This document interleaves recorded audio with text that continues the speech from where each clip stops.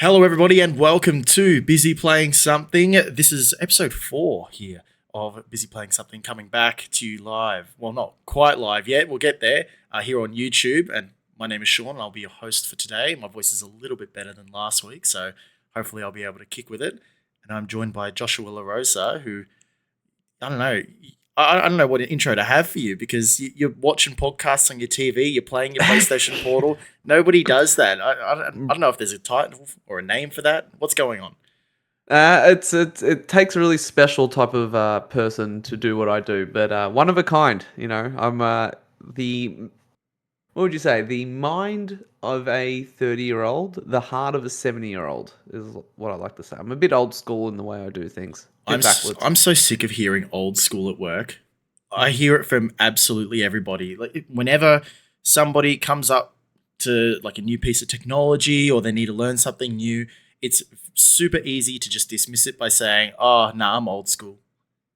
Yeah, that is true. It is kind of like a throwaway line, isn't it? It's kind of like saying, having said that, where it's like, blah blah blah blah. Having said that, blah blah blah blah. It is what it is. Swings and roundabouts. I hate those sorts of sayings, and I hear them every day. I kid you not. Yeah, it's a get out of jail free card. Like, it is what it is. What do you say back to that? There's nothing you can say back. You're like, yeah, it is what it is. Yeah. It's so dismissive. It just ends a conversation. You don't have a retort really, and if you try and push it, then you're pushing it too much. It's the equivalent of when you're hugging someone and you give them the pat in the back to wrap things up. That's exactly. But they hold on. Thing. They hold on because they think they're winning. No. They've got you in their clutches. Talking of old school, I had a bit of a heart attack about a few days ago when I realized in 2 years' time, the PlayStation 3 is going to be 20 years old. Feel old yet? Isn't that, like, horrific? Well, it's one of those things that, and I guess we'll talk about it a little bit later when we talk about Xbox's showcase, because we'll be talking about Summer Games Fest first, and then Xbox's showcase as well as Call of Duty.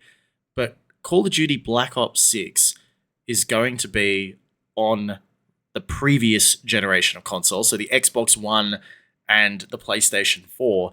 These consoles came out in 2013. It's going to be an 11-year-old machine playing these games. Wild times we live in. Like I tweeted, Halo might be coming to PlayStation, Horizon's gone to Switch, and Mario's on your mobile phone. Like, it's just... Don't forget, Madden and MLB are on Xbox already. Yeah, exactly. We're living in strange times, and it's only going to get a lot stranger as we head into the tail end of this generation. But now I don't know. That's all right. Well, before we do carry on and talk about the Summer Games Fest, I want to know if you've had some time this week with all the news and all that sort of stuff in the post E3 June window. What sort of games are you playing? So I'm still going through Hi-Fi Rush. Still enjoying myself. Just kind of when I have time, I'm maybe doing a stage, then moving on to something else when I'm not watching my podcast on YouTube. And what I've been playing, it's funny. I've always been a one game type of guy, as you know, where I play one game at a time, finish it, then move on to the next game. But I've just kind of been, I think I touched on this last week or the week before. After Final Fantasy VII, just kind of playing whatever I feel like. There's nothing really new that's out that's grabbing my attention. So I went back to playing a game that I had started when it launched, but fell off because there was other things kind of going on around that same time. And that was Sea of Stars, which is a role-playing pixel art RPG, very inspired by old school kind of JRPGs. And it's become my Portal game. I was kind of in the mood for an RPG, like an old school style RPG, but I didn't want something that was going to take 40 to 50 hours, and that would require me to grind. Yeah. So I'm like a new school, old school JRPG fan, if that makes sense, where I've only just kind of not discovered the style of game, but only really started playing turn-based RPGs in maybe the last 3 to 4, 5 years. So I haven't got the tendency to go back to like an old school Dragon Quest or even some of the older Final Fantasies and play something that's going to take me 30, 40 hours and that would require some grinding. And I know the new Final Fantasy, ports, the pixel remasters have where you can, double XP and all those different things. So I could speed a lot of that up, but just felt like something that was a little bit more lighthearted that I can play on the portal while I watch my podcasts on YouTube. And yeah, Sea of Stars, I probably put in maybe 3-4 hours over the last week or so, maybe half an hour, 40 minutes every night before bed. Enjoying myself. And I've always known like that the game was critically received quite well, but like I said, it was just timing. I think other games came out around it. It was free on PlayStation Plus as well when it launched. It was a day and date subscription launch, and Yep. yeah, really enjoying myself. It's kind of like a nice way to end your night type of game. Cozy. Okay. Okay. What about Cozy. you? What have you been up to? Well, I've still been a little bit ill, so I wasn't really at work last week, but I'm back in the office as of today. But it's given me a little bit of time to kind of take stock about, what sort of games I'm playing and all that sort of stuff. And there's a couple of older games that I do want to start getting into, but I had a quick squiz on Game Pass just to see, like, we've got some games that are coming out for Game Pass, which we'll talk about a little bit later. It's a big AAA titles and that sort of thing, but I wanted to see what sort of value Game Pass had today. And there was actually a few games that intrigued me that were also fairly short games, and I think that this is kind of the bread and butter that we forget about Game Pass, about how it's an avenue for these AAA titles to be able to have them readily available from day one, but it's the ability to have these sort of indie games available to a wide audience where you probably wouldn't normally purchase this game. So I've played through a 100%. couple. I played through Little Gator Game, A Short Hike, Open Roads, some nice little, cartoony games, and Open Roads was a little bit of a story-driven game that I think was announced last year. It only came out a couple of months ago. The other one, I went back a little bit in time to the Xbox 360 days, and Brutal Legend. You remember that game Yeah, with what's his face? with Jack Black? Jack Black. Yeah, Yeah, and Double Fine Studios. So I remember That when I was Double Fine. yes, and Yeah. I think it was around about 2007 or 10? so. Oh, okay. Oh, might have been around that time. I'll It fact was check you. Keep going. fact check me, but it was within that that mid Xbox 360 days. I think it might have been a little bit later. Might have been like 8 or 9. But 2009. Yep. there you go, 9. Close. Right in the middle. So it was one of those games that when it came out, I played it for a little bit and I didn't quite understand it because I thought it was an action game, and then hang on a second, we're doing bases and you're doing units and stuff, and I was like, is this an RTS? And I didn't quite get it. I thought it was a massive game. I finished it in a day because That's the thing of games of that generation. We often forget. Like even Uncharted was 9-11 hours. So you think now, well, they were 25-hour games in my mind. But then you go back and it's like, no, It's 10, 10 11 hours, hours. Yeah. And so I finished it in a day, and I have a newfound respect for that game because it tried to do something different. It had like your action, and you can go in with your guitar and shoot lightning bolts and hit people and all that sort of stuff. But then it had the strategy where you can go and like do base building. You got to collect bases, and then you get more resources where you can pump out new units. And it had a tactical system to it, effectively as an RTS. And so tying the story into being able to move between those, plus it's got all these side missions which are still on the to-do list. But yeah, it's one of those games that I think a lot of people missed. They heard about it and they're like, oh yeah, it's Jack Black, it could be fun, but never actually played it all the way through. Yeah. Well, it's funny though. I'm playing Hi-Fi Rush and you're playing Brutal Legend, both music inspired in some, with a guitar as your weapon. So there's that. But you know what? There's a conversation there. Maybe we save for a quieter week in the news. Like I've noticed probably over the last 12 months or so, I've seen a shift in the types of games you're playing, which is interesting. Like you've definitely fallen into a more like, I don't want to use the word old school because we spoke about that word before, but I don't often find you playing like the newest, biggest games. I've noticed more often you've actually gone back to the well, or playing kind of your smaller not mobile, but PC games. Like, it's just an interesting thing I've noticed. Well, So the short story for that is I want to save my money yeah, because look, I'm paying off a okay. mortgage. Yeah, okay. And All right. Well, maybe that's probably what and it is. secondly, I'm looking at my backlog, which I have online, and I've got 3,194 games on there. It's best not to even track it and worry about it. Nah, But anyway, I'd track it. Anyway, speaking of tracking, there were a few games that were tracked leading up to our Summer Games Fest as well as the Xbox Showcase. We are going to go through some of the games for the Summer Games Fest and give our overall thoughts on the show. We will move on to the Xbox Showcase a little bit later. I feel like there's a little bit more there for us to discuss. But Josh, I've got to say, with the Summer Games Fest, what was your expectation going into this show, and how did it kind of, did it reach those expectations? Like, how did you feel about it all? I had to actually. I had. People have E3 expectations at E3 time, right? And it wasn't until after the show that I sat back, really thought about it, and then kind of worked through my mind exactly what the show is and needs to be. So I had to kind of come to face to the fact that E3 doesn't exist anymore.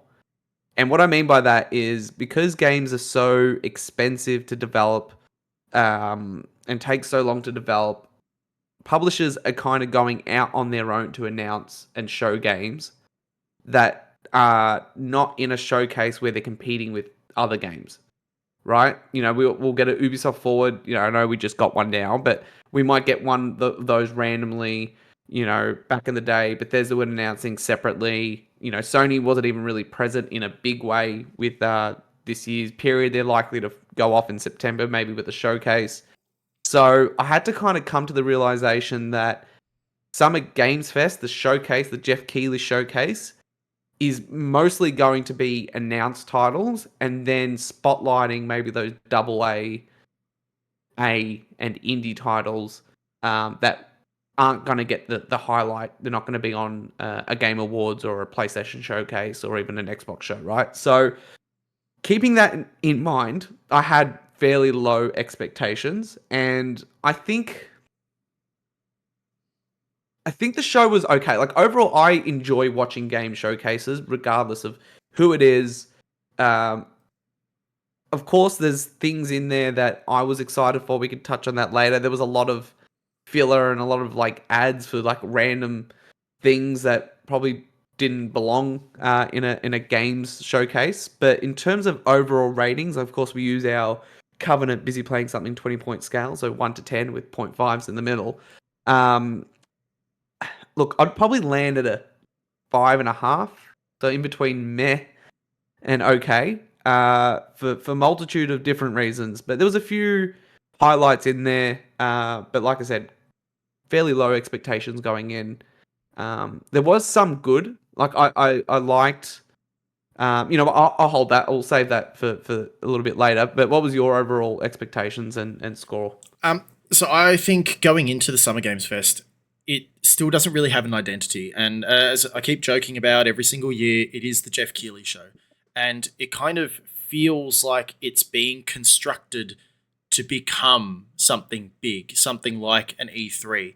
The type of build-up, the sponsorships, it's almost like there's this push to make it that big thing, that this whole Summer Games Fest, this is your E3 replacement. At the end of the day, it feels like it's a stage for smaller games and indie games, but the hype is still there for like the AAA games and the big announcements. And I think the expectations for audiences haven't necessarily been tempered to the type of content that they're providing. And I think that that's where like expectations are drawn up because of the hype leading up to it. But at the end of the day, it's never going to live up to those sorts of expectations. So And I was going to say that what confuses that is sometimes you get announcements that are huge. Like last year, we got the big Final Fantasy Rebirth show cap at the end of last year's Summer Games Fest, right? So that, like, to me, that was like a Game Awards E3 level announcement trailer. or not announcement trailer, but announcement and trailer that featured at Summer Games Fest. So even with middle of the road expectations, there's always that thought. It's similar to State of Play, right? Where it's like, is this going to be a run-in-the-mill third-party state of play, or are we going to get a Death Stranding 2 trailer out of nowhere, or some sort of wild reveal? You just kind of don't know what you're going to get. So you go in every year with expectations. You hope that those expectations are met, but there isn't, to your point, like a clear... It's like when you go into an Xbox developer direct, right? It's very like, okay, I'm going in and I'm seeing Hi-Fi Rush, Starfield, and Redfall. Like, I know what I'm getting myself into.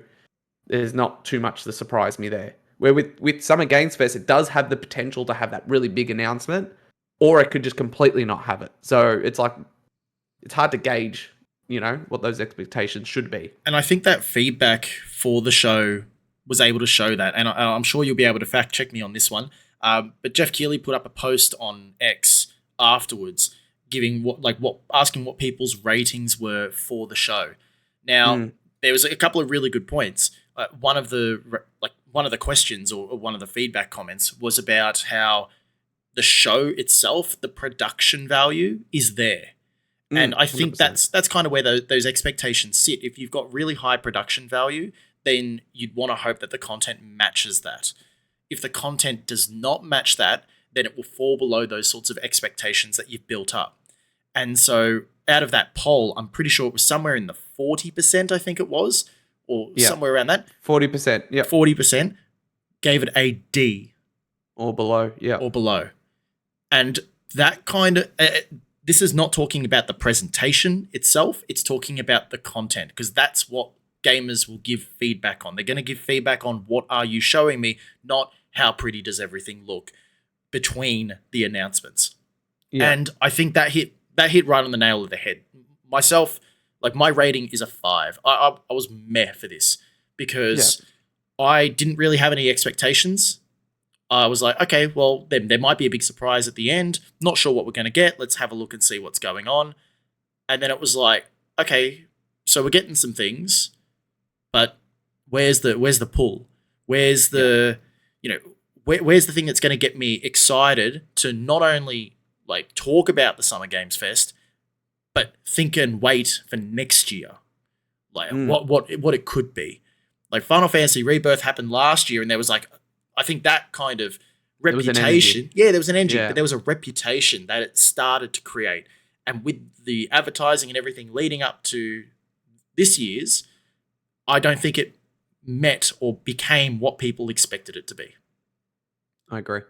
So that's kind of, I guess that's where I'm sitting. But there's a couple of games that did catch your eye, which I think, we may as well start talking about some of like the key games as part of it. So what was I wanted to, before even talking about the games, there was two things that I did appreciate watching this, right? So Jeff Keighley started Summer Games Fest by talking about the top 10 most popular games on Steam. And he was kind of preempting the fact that, I think there was a number, I don't know if it was 6 of the 10 or whatever that number was, were indie games or smaller games made by smaller teams. And was kind of talking about, obviously, the industry is going through a bit of a tough patch with a lot of closures of studios and people being let go.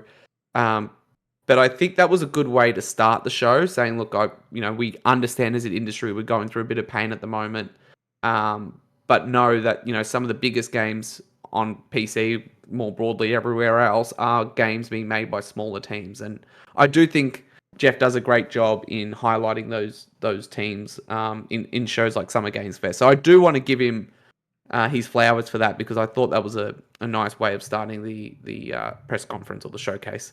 They don't call them press conferences anymore. No, they don't. And the other one, which wasn't so much a game announcement, so that's why I wanted to talk about it separately, was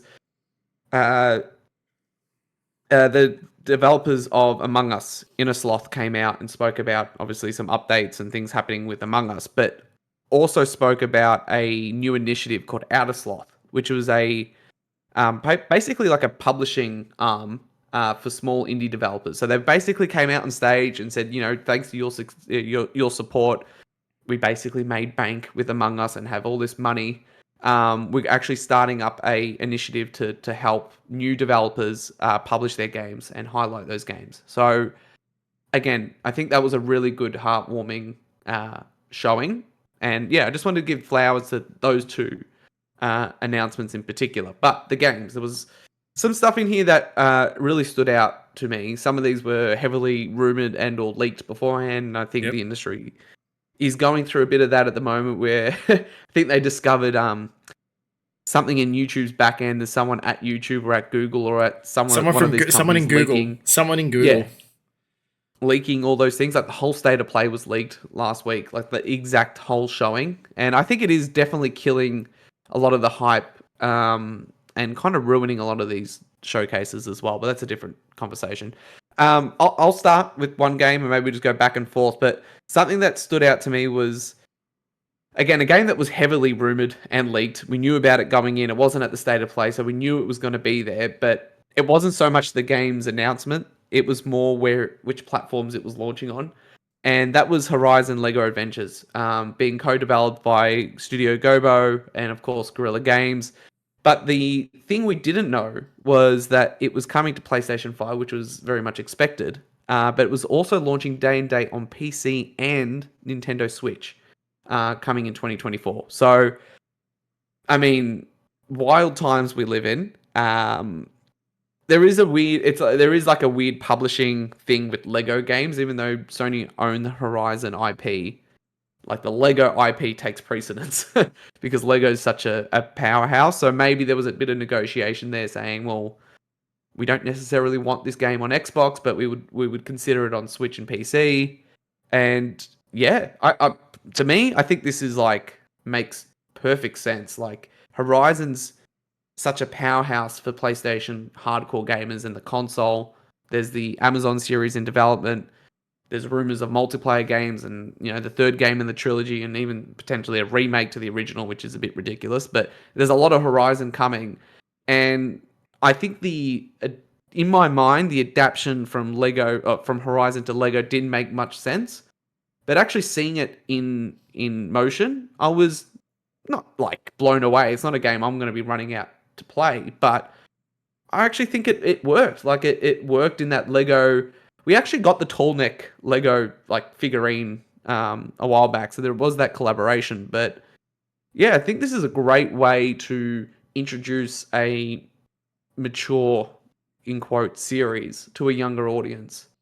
And I think PS5 and Switch gives them that. So I was, happy that it's kind of launching everywhere. What about you? I wonder if this is the first step towards bringing Bionicles back, to be honest. But it is interesting seeing Horizon on the Switch, yes, and especially day and date on PC as well.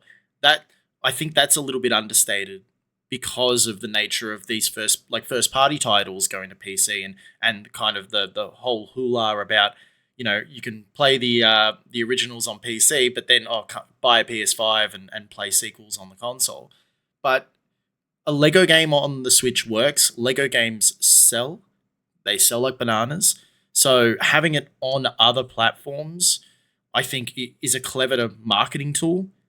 But Lego will be driving that Horizon. You'll have a lot of parents going in. They won't know about Horizon. The kids won't know about Horizon because they probably don't have a PlayStation. But they'll look at, it's a new Lego game, and that's what they're going to go for. 100%. 100%. It makes perfect sense. Like, we spoke about last week, Sony holding that, their product segment update, and they spoke about single player games launching on console first, then coming to PC later, and then multiplayer stuff coming PC day and date. This is kind of like a weird grey area where it's kind of a first party game, but then also kind of not because Gobo's leading the development and it's a Lego IP. But again, I think it just makes perfect sense to get this out there and, at worst, what's it going to do? I don't think it's going to, see people selling their PlayStation 5s because Horizon's on Switch. But, we've seen that on the other side, so maybe that will be the case. But yeah, I don't want to spend too much time on Horizon, but I thought that was a surprise announcement, to say the least. Yeah, there was one that I was really interested in seeing, which you kind of knew it was going to come at some stage, but didn't expect the announcement, and that was actually Sid Meier's Civilization 7. So I only heard, like, not quite concrete, but I was only hearing rumors about it couple of days before the Summer Games Fest. It was kept really under wraps until it finally, it got announced. And so I like my strategy games. I like my Civ. So I'm happy to see that it's coming, and having, Firaxis and 2K doing it through this Summer Games Fest. I think this is kind of, I'm not going to say one of their AAA games, although Civilization could arguably be considered one. But because we're not getting any other like 2K, are we getting like a 2K show or something like that? Because no, they're the only publisher that really don't do that. Because the only other big arm that they've got is Grand Theft Auto, because they've got Rockstar. Yeah, they got Take-Two, and Take-Two also owned Gearbox. And that was the rumor going in, right? That there was going to be a major Take-Two announcement. Yeah. So people thought Borderlands. I don't think anyone was expecting Civ. So hey, I'm pretty sure I thought Borderlands. Yeah. I think most people presumed that, or maybe even the heavily rumored BioShock re-reveal. But no, it was Civilization, which, like you said, is a big title. So that's a good pick. What else stood out for you? Yeah, this one's a very much a personal selection, and something that when I heard the word Power Rangers, I nearly jumped out of my seat there. But they're basically making an old school beat 'em up called Power Rangers Readers Rewind. It's coming to PC and consoles for 2024. I think at the moment it's just available as a wish list on Steam, but most likely will be coming to consoles. And this was a surprise. I think Hasbro had a few reveals throughout the show, but Power Rangers, come on, this is like a Josh game, and I was super excited to see it. So definitely a day one buy for you reckon? Josh over here. You reckon day one buy? Oh yeah. It's Power Rangers. I've got to support the brand somehow. No one else cares. Yeah, true. I don't. I think the last Power Rangers game I played was on the Nintendo 64. Yeah, they had Time Force and Lightspeed Rescue. Lightspeed Rescue was the one. Yeah. Great games.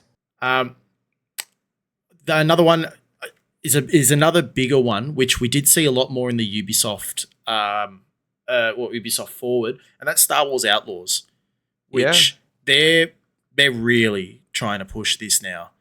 After Star Wars, it's Star Wars. We've had the Jedi Fallen Order and Fallen Survivor, so we've had a couple of those sorts of Jedi games. Now they're trying to crank out more into the universe. We did see more of the gameplay on the Ubisoft show. I'm hesitant because it's Ubisoft. Yeah, it is so hesitant. It's developed by Massive, right? That's the team that did. Oh my god, I'm blanking on the title. It will come to me. Hold on. You just keep talking. Yeah, no, that's all right.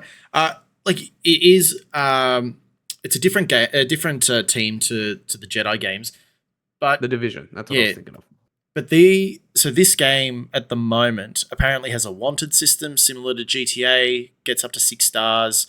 It's meant to be kind of like that open world, but on multiple worlds scenario. I'm not sure kind of what the scope is for it, like whether it's going to be like a Starfield scope or it's going to be, maybe like 10 planets or something like that, or whatever it is. I'm not sure. I think they might have spoken about it already.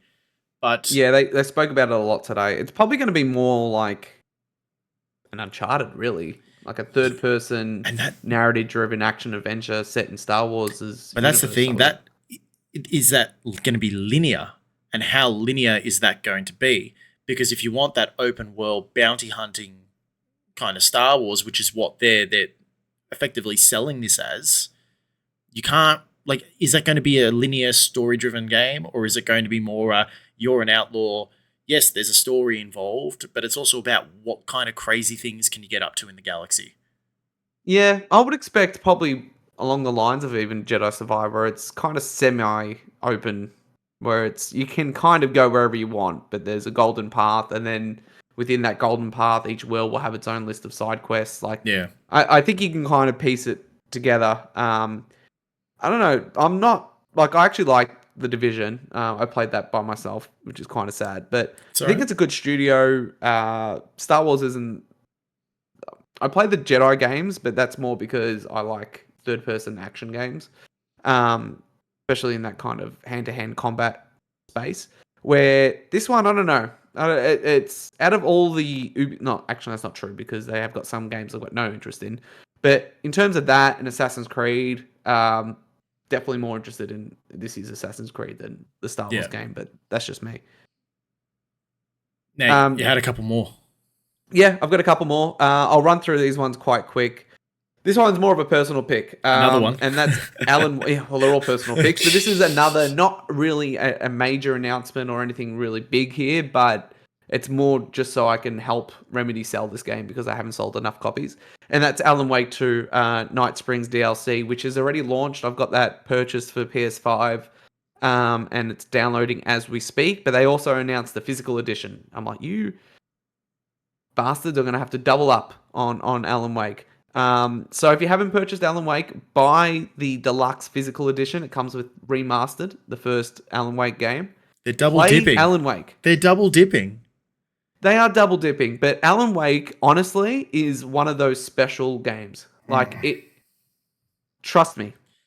I don't have bad taste in games. I've never recommended anyone a bad game in my life. Okay, so play Alan Wake.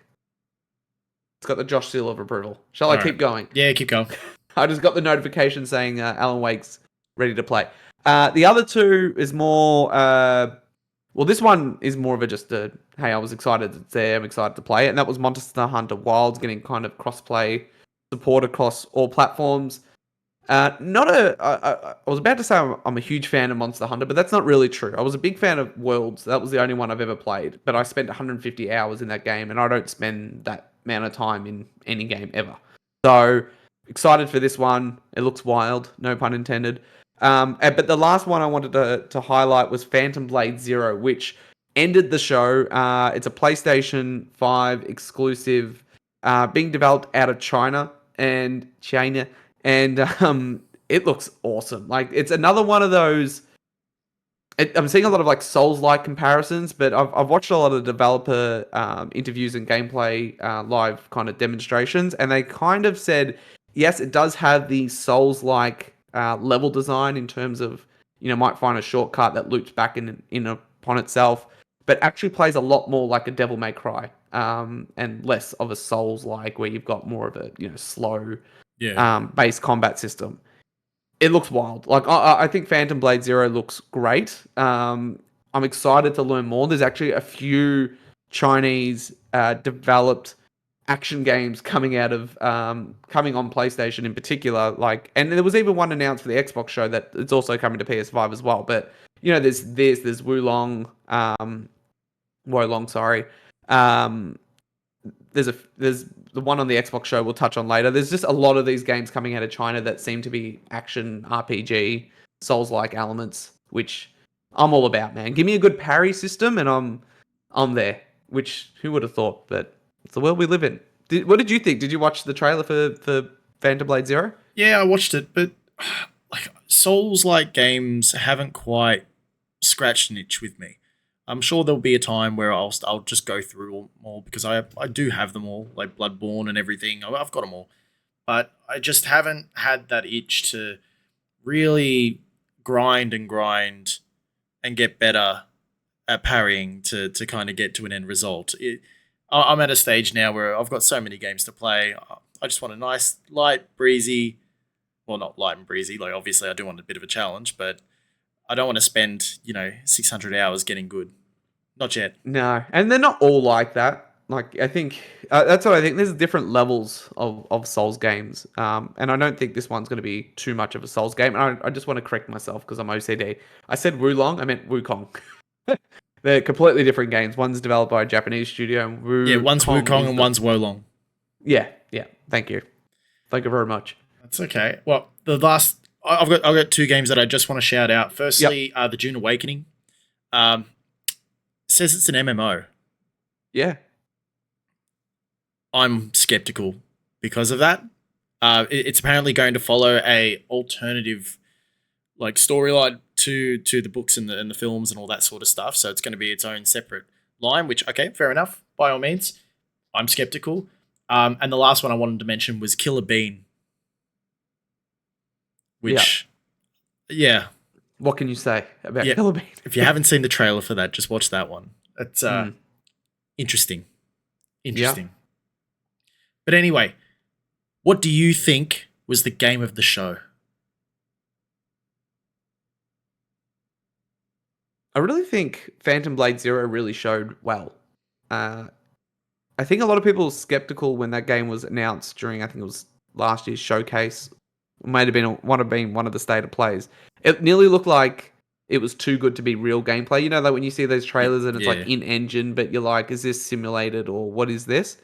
And even this trailer kind of looked too good to be true. But then there was like a 10-minute live demonstration of the game. I'm like, no, this is really what this game looks like. So for me, I think Phantom Blade was the game that was like, I mean, it ended the show, so there must have been some emphasis put on it. But what about you? Spoken highly. I think. Oh, I'm not sure anymore. To be honest, I'm not sure if there is like a one big game that kind of Slitterhead. Slitterhead looked alright actually. Um, I think probably Kingdom Come Deliverance 2 needs to get the accolades it deserves. Mm. The first one is an underrated gem. So I think the second one, especially with an arrival later this year, I think that's one to keep an eye on. But the last thing I want to ask from you is what was missing from the Summer Games Fest this year? Yeah, I won't talk about it too long. I think we touched on it at the start. It was more just like that big one last thing announcement. I think The Phantom Final Blade, Fantasy yeah, VII Rebirth moment. like Phantom Blade Zero was probably meant to be that moment, but It doesn't doesn't quite have hit. the gravitas, you know what I mean? It doesn't have like the energy. But it goes to the point that we said at the start of the show, right? Every publisher's doing their own thing now. Like you're not going to get a big Xbox or Bethesda or even an Activision announcement at these things anymore. And Ubisoft are doing their own thing, and Sony's doing their own thing. They usually do. Sony does, Phantom Blade is a PlayStation game, and so was Horizon. Like they started and ended the show with a PlayStation thing, so they support it. But everyone else kind of does their own thing, and then Game Awards is kind of the big show. So Do you reckon that if Grand Theft Auto 6 held off their announcement a couple of months ago and did it here, do you reckon that would make Summer Games Fest the talking point? well, that's the thing. It'd probably help the show, but it wouldn't really do anything for the games announcement. I don't So think it's going to help anyone else, but no. it would help the show. Well, that's the thing. It would help the show. It'd probably take the wind out of the sails of everything else that was announced. It's not going to help 2K really because they could have just farted that out and would have done just as well. So I don't know. It's kind of a tricky one, right? That's like one of those things where it would have eaten up the whole conversation and everything else would have been forgotten. So I don't know. I don't envy Jeff. Like he has to kind of balance everything, and he's got people he needs to pay and sponsors and things like that. But it just needed. I don't know. I'm trying to think of a That game. X Factor. Yeah, I'm trying to think of a game that's launching this year that isn't from one of the big publishers that isn't getting its own show. It's difficult. Like it is difficult. It's really got to be a new announcement of something. Um, but again, everyone wants to announce their own thing, so it's tricky. All right. Well, we are going to move on from the Summer Games Fest, and we're going to move on to, I guess, the big one that we wanted to really talk about, and that was the Xbox showcase. X. And we were talking about how this was last week. If you did end up catching last week's show, we were talking about how this was Xbox's opportunity to really have a big show. There was pressure. This is the year, boys. This is the year. There was pressure. There's no PlayStation going around at the moment, which there might be. You never know. But there was a lot of pressure on Xbox to be able to show that they are doing something with not only their IPs, but they need to bounce back from the closures of Arcane and Tango, all this other stuff that's happening in the background with The multiplayer, multi-plat approach, the studio closures, 1,900 developers being let go. There was an a lot this ABK year. and Halo going to PlayStation and all this sort of stuff. They needed Sarah Bond, Yeah. literally crumbling live on an interview. So they needed to come out swinging. Josh, did Xbox come out swinging? Oh boy, this was like the closest I have felt to an E3 showcase since 2021. I think that was the last big Sony 2021. showcase. That was the last Sony showcase that was big, right? That's 3 years ago. Like I don't think this is honestly. I tweeted this afterwards. This was probably the best and biggest Xbox's press conference showcase, whatever they want to call it, in its history. I thought that the pacing was fantastic. The games shown were fantastic. You felt the excitement in the room. The audience, the Xbox audience online, all seemed to be really happy with it. I think this was one of those. I think they showed just over 30 games, maybe it was 31, 32. And I always said, look, if there's a showcase with 10 games, if you find 3 of them that you're really into, that's a win, right? Because those other 7 are for other people, and then it's a kind of a collective feeling. I think, honestly, half of the games shown here I was genuinely interested in. Some things missing. It was weird having games that were slated for this year that still don't have release dates. I've got a tinfoil hat thinking behind maybe why that is the case, and we could talk about that later. But I think expectations were met, exceeded. I'll go straight into my overall rating here.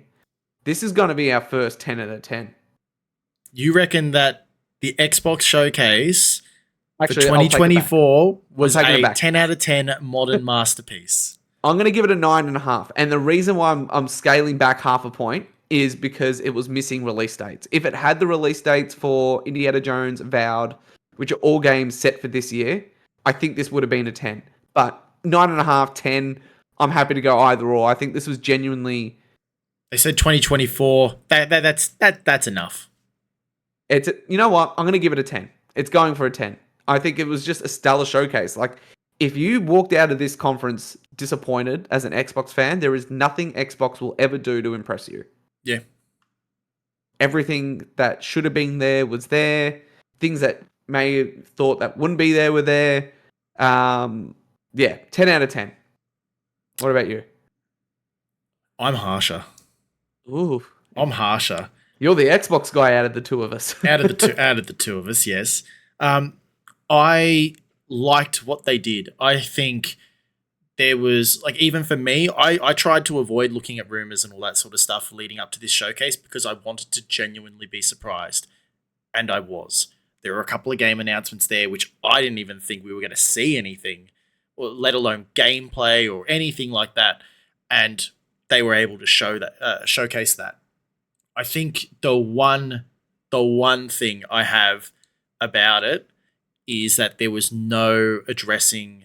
Well, like, they did address, like, play the games wherever you want on any device. Xbox is the best, yada yada yada. And they gave like 20 seconds to the new consoles coming, which, as like a kind of like an afterthought. But there was no kind of mention about, their first party titles and how much I wanted to hear them say we care about them. Like not necessarily in those words, but make it sound like you're creating games for the passion of it rather than, okay, we need to put it on other platforms to make money. Like, there was, like, I don't know, something in the conversation that just didn't quite translate over. Games wise, fantastic. Yeah. But I think I know what you mean. You're saying that there was just this. It's like you've gone on a date, right? And then in the back of your mind, there is something that's just irking you about this person, and it's just not addressed. The date was fantastic. The dinner was fantastic. Conversation was great.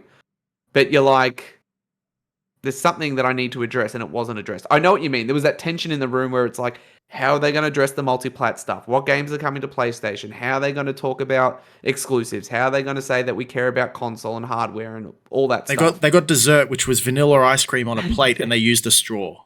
Yeah. Like, there's nothing wrong with that. I'm probably a bit more lenient on that because I just don't think that, in my mind, they were never going to address it here. It was always going to be, like I said last week, right? They'd probably show a game in the Xbox Wire article. They will mention it's coming to other platforms. This isn't the time to talk about Starfield coming to PS5, which I still think it is, and other games. Phil Spencer did go on with IGN afterwards with Ryan McCaffrey and said, quote, "You are going to see more of our games on more platforms, and we just see that as a benefit to the franchises we're building." It's happening. I just think that it will happen later this year. It will be an Xbox Wire article saying, here's the slate of games coming to PS5 as well as Xbox. Here's the dates. Maybe that's why we didn't get some release dates. I thought it was weird that we didn't get the Shattered Space Starfield release date. We got a trailer for it, but no mention of release date. Why is that? Well, maybe we're going to get a trailer later this year.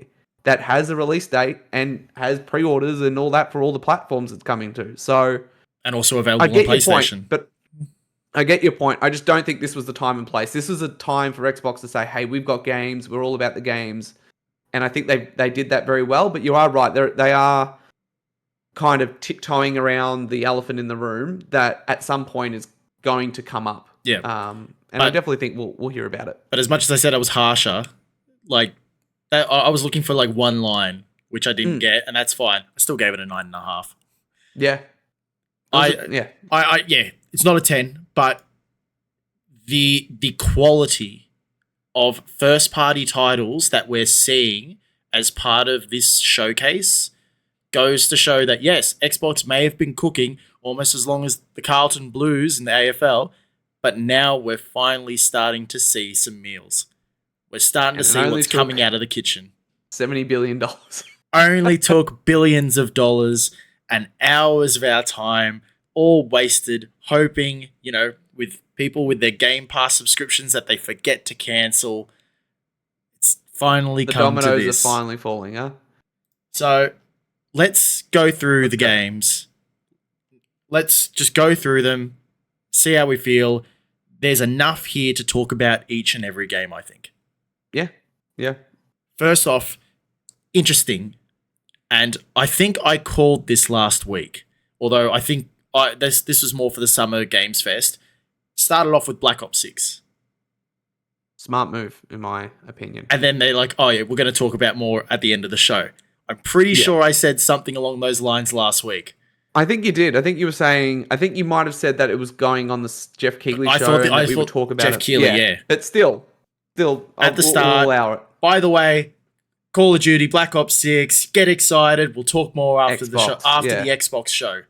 And to kind of already hype you initially and then kind of get you to sit on afterwards rather than just tack it on at the end. So, knew it was coming. Yeah.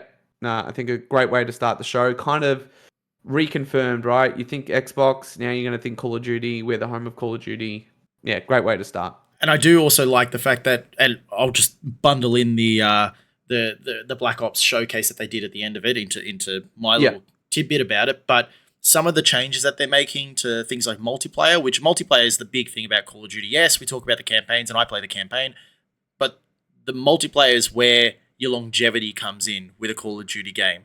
And the fact that they're bringing back prestiges, the fact that you can prestige multiple times, the fact that they've got like even the character models doing a 360 rotational view and actually like roll around on their back and such. So instead of, how when you do the dive and you like rotate and do a 180, it's like you kind of face plant and you turn around your whole body. So now it's like you're actually rolling around when you look behind you. Did you see any of that? Did you watch the... Yeah, I did. I kind of skimmed through. To be honest, that's the only thing I kind of skimmed through was the Call of Duty stuff. And that was just purely because it really doesn't have much interest to me. I did find it funny. I was trying to find it after the fact, but the way that this game's being launched into Game Pass is super interesting, right? I think if I read it correctly,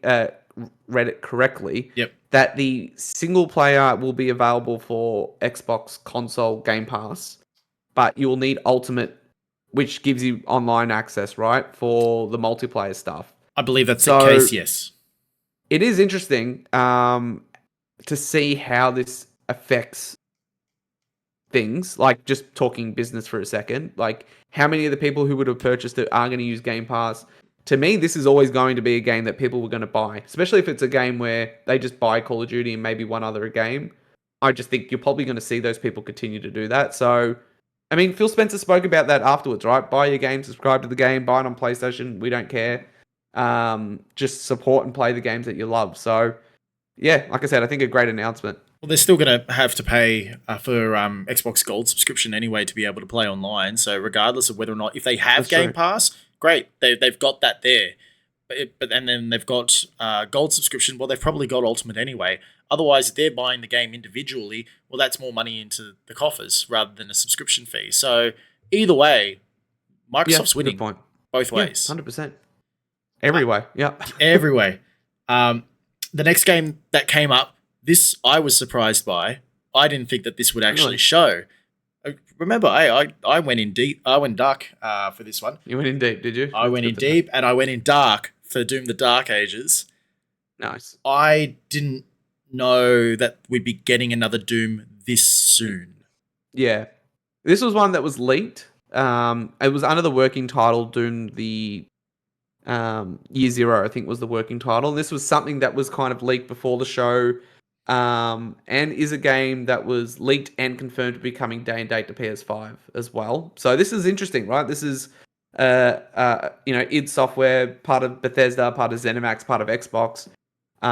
Is a legacy title technically. It's got a history of being on PlayStation, but regardless of where it's launching and how it's launching and to what, this looked great. I was actually having this conversation with my uncle earlier today.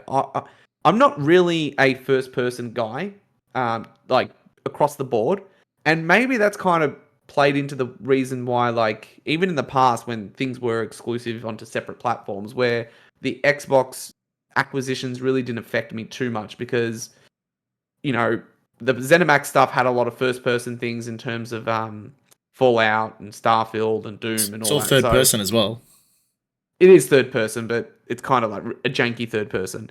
And I'm not much of a Western RPG guy, where I'm more of a Japanese style RPG fan. And then obviously Activision is Call of Duty and Overwatch, again, first person stuff. So I haven't really got, and I say all that to say this, that I am wanting to try the genre a bit more. And I think that the first two Doom games is in the new, Eternal and the first 2018 Doom, is or has been part of PlayStation Plus previously. So when I saw this trailer, saw Doom guy getting into the Megazord. I was like, this is pretty cool. This is really cool. I like the Chainsaw Shield. chainsaw shield and the way, even the shotgun with the skulls being crushed and all the particles being used as bullets. It was just a really impressive shooting and first person pedigree that comes out of id. So I think I'm going to play the two previous Doom games first and pick this one up because it looks great. Yeah, I also think that like Doom has some of the best movement in a first person shooter, which is like it's kind of a smooth movement. So it's not like Destiny. So Destiny is its own. It's got its own traversal that works really well for what it is. But Doom, it just feels smooth. It's like you're gliding on a river of blood everywhere you go. Like you're moving Yeah. around. There's like hooks and stuff, and There's an arena, you're taking on enemies, you're dodging bullets. It kind of Yeah. reminds me, and doesn't remind me because I think Returnal would have taken elements from Doom, but very similar to Returnal where it's like, you're kind of shooting and dodging at the same time and taking enemies down. Of course, Doom's got a long, long, long legacy of being one of the first-person shooters. Again, this just looks great. I just think the tone, I think what put me off Doom originally, the two previous games, is like the dark horror aspects of it. But the more I've seen of the game, outside of like maybe initial trailers, there's like a goofy side to Doom. As much as it's like bloody and gory, there's like yeah. a silliness behind it. And I think this trailer has a lot more of that than the other games did in their trailers, right? The whole dragon thing, the whole Megazord like mech suit that he gets into. I'm like, this is interesting. So yeah, super excited to play this one. Yeah, looks great. Well, the next one that it dropped afterwards was another first party title, and that was State of Decay 3, which we knew about for a number of years. Like it first got announced in 2020.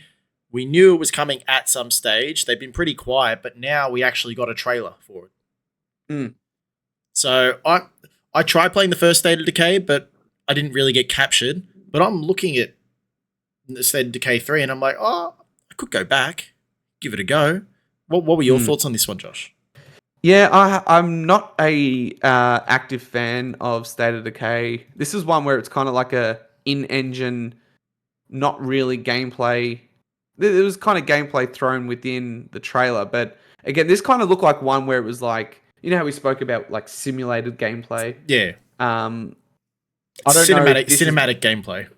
Yeah, where it's like, I don't know if this is really what the game's going to look like in motion. Like, obviously, there's no HUD, and sometimes developers turn the HUD off when they're showing games to make it look more cinematic. But this kind of gave me a feeling that, as much as this game was announced 4 years ago, we're still a while out yet. Undead Labs, obviously the developers of the first two State of Decays, I think they were batting above their average in terms of the popularity of the game versus the AAA-ness of the title. And Xbox have a great kind of range of developers under their stable now, from the smaller teams all the way up to the big AAA studios.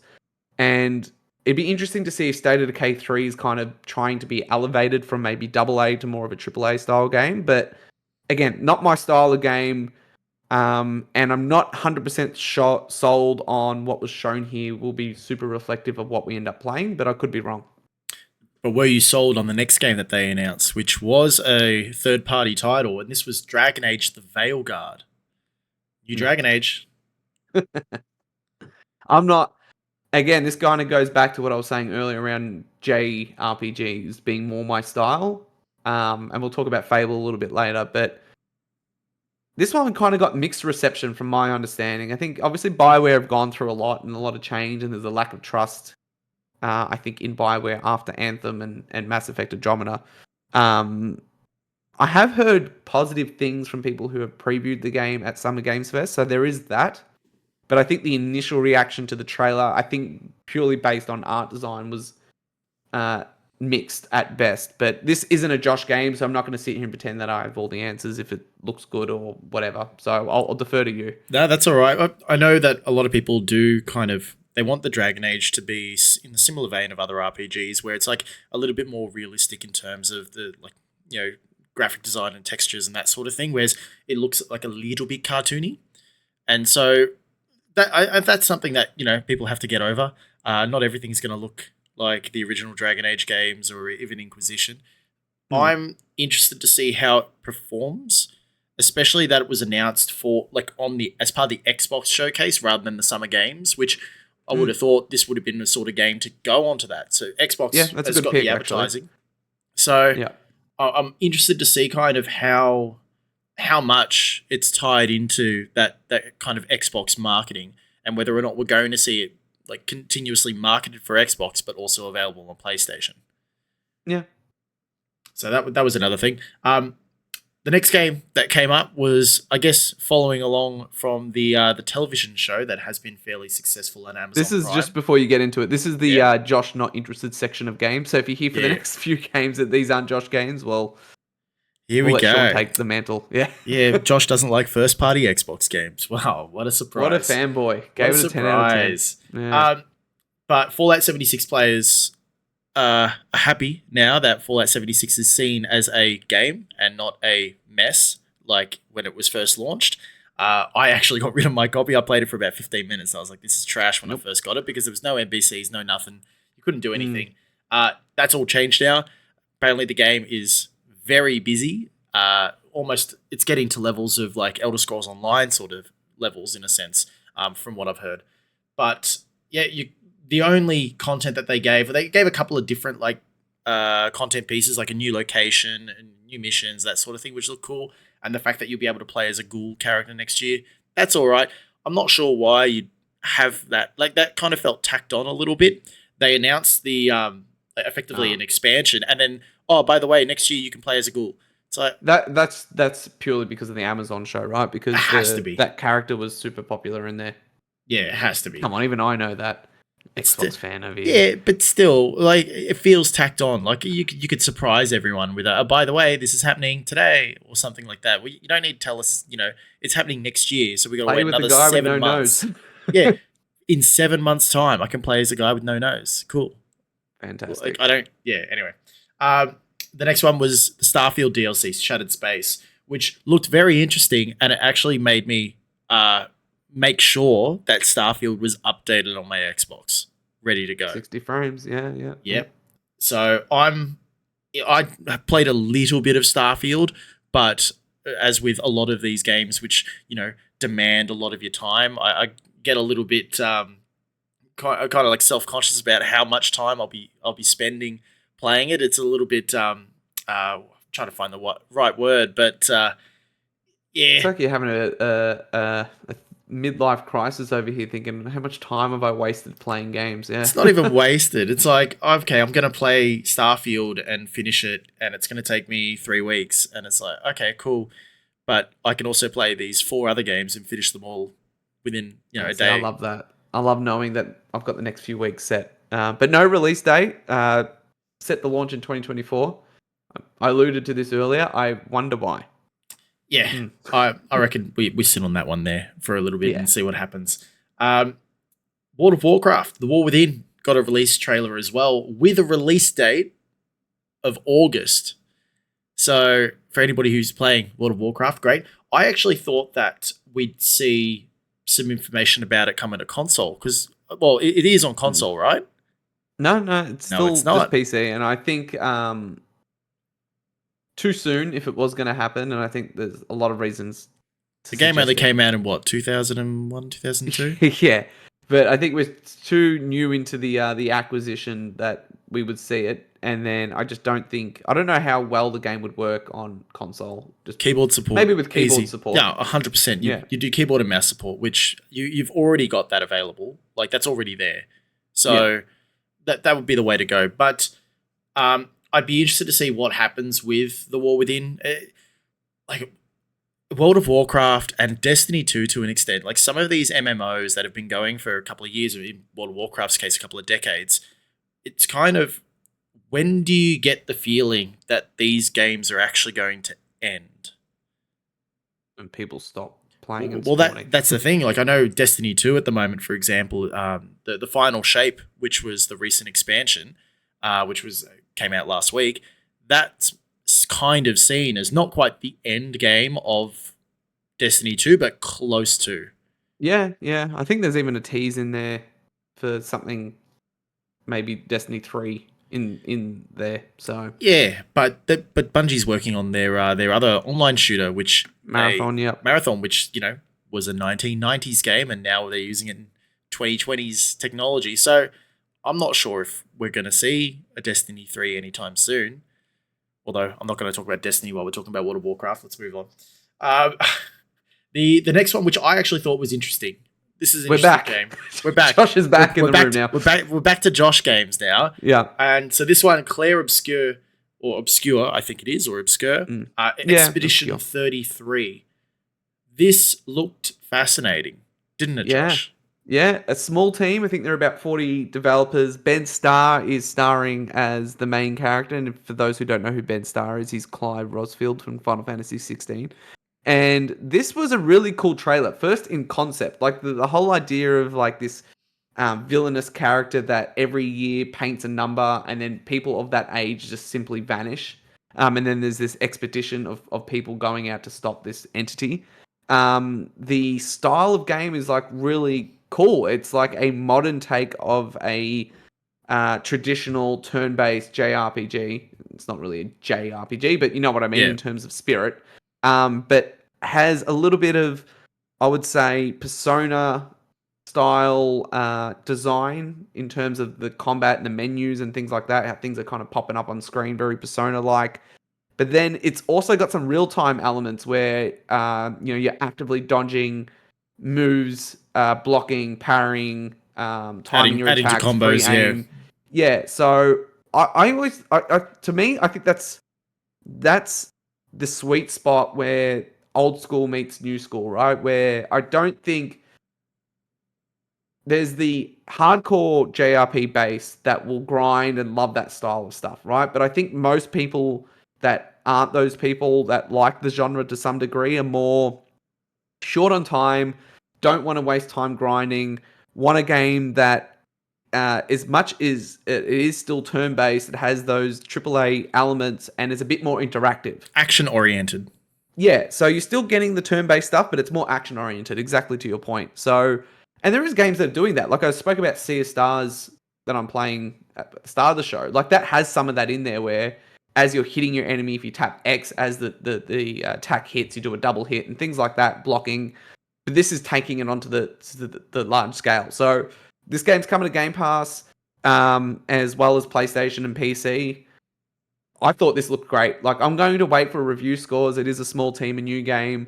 But in terms of announcements, this was one of the new announcements that was like, wow, this got my attention. So be keeping an eye out. It's coming out sometime in 2025. So I liked how it looked, and I liked the fact that it did have some of the gameplay as well in the trailer, rather than just a cinematic trailer. It Yeah. had like the HUD, and you can kind of see a little bit of the action. So I really appreciated that, and the fact that it is a turn-based game. We're not seeing a lot of like first-party large AAA turn-based games. Like, yeah, you've got your Civilization and stuff that we mentioned earlier, but you're not really getting these sorts of games unless you're going that JRPG route with your Final It's Fantasy and really stuff. Persona, obviously, ReFantazio, which is from the Persona team, but they're like the only ones really doing AAA turn-based RPG, Yeah, not asymmetrical or anything like that in terms of just pure JRPG. There is others I'm sure I'm missing, right? There's, we're rumored to get a Final Fantasy IX remake that's going to be like that too, but I think we're not seeing a lot of these titles. And there's that hardcore old school Final Fantasy base that whinge that the games are now real-time action games. Well, you better show up for something like this because you're not going to get this too often, and this game doesn't do too well. Obviously, you purchase it based on quality and all that, but if the game's of quality and doesn't do too well, well, that's why we're not getting a turn-based Final Fantasy game. So yeah. The next game was also another one that has got me a little bit excited, and that was South of Midnight. So we've yeah, actually got to see some gameplay regarding yep, this rather than just a cinematic trailer. This is another game which will release in 2025. It does not have a release date. I'm okay with games coming next year that don't have a release date. I don't need to know me that it's too. coming in February or whatever. I don't care. If it's coming 2025, it's coming 2025. It's coming 2024. Yeah, I'd like to know, but not 100%. I'm happy that this is another game that's going to be coming to Game Pass, like as well as Expedition 33. Like, these are the sorts of games that you would preload, get ready to go, and so you've got like maybe a game every couple of weeks raring to go, which are all different and interesting and unique. And this one definitely looks unique. Yeah, it's so first party Compulsion Games. So this was part of the team buyout from 2018, So We Happy and Few and what else did they do? there was a PS4 launch game that I'm blanking the name of, but We Happy Few was their Yeah. last release. But yeah, this looked really cool. It actually gave me. Did you ever play Kenya Bridge of Spirits on PS5? It was No, I saw a really whack speed run of it. That was about yeah. it. It gave me similar vibes in terms of third person platforming action. Actually similar tone in terms of like looks like you're like cleansing the world or cleansing some sort of world from some sort of virus, not like a Last of Us virus, but some sort of thing that's Yeah, malice that's taken over.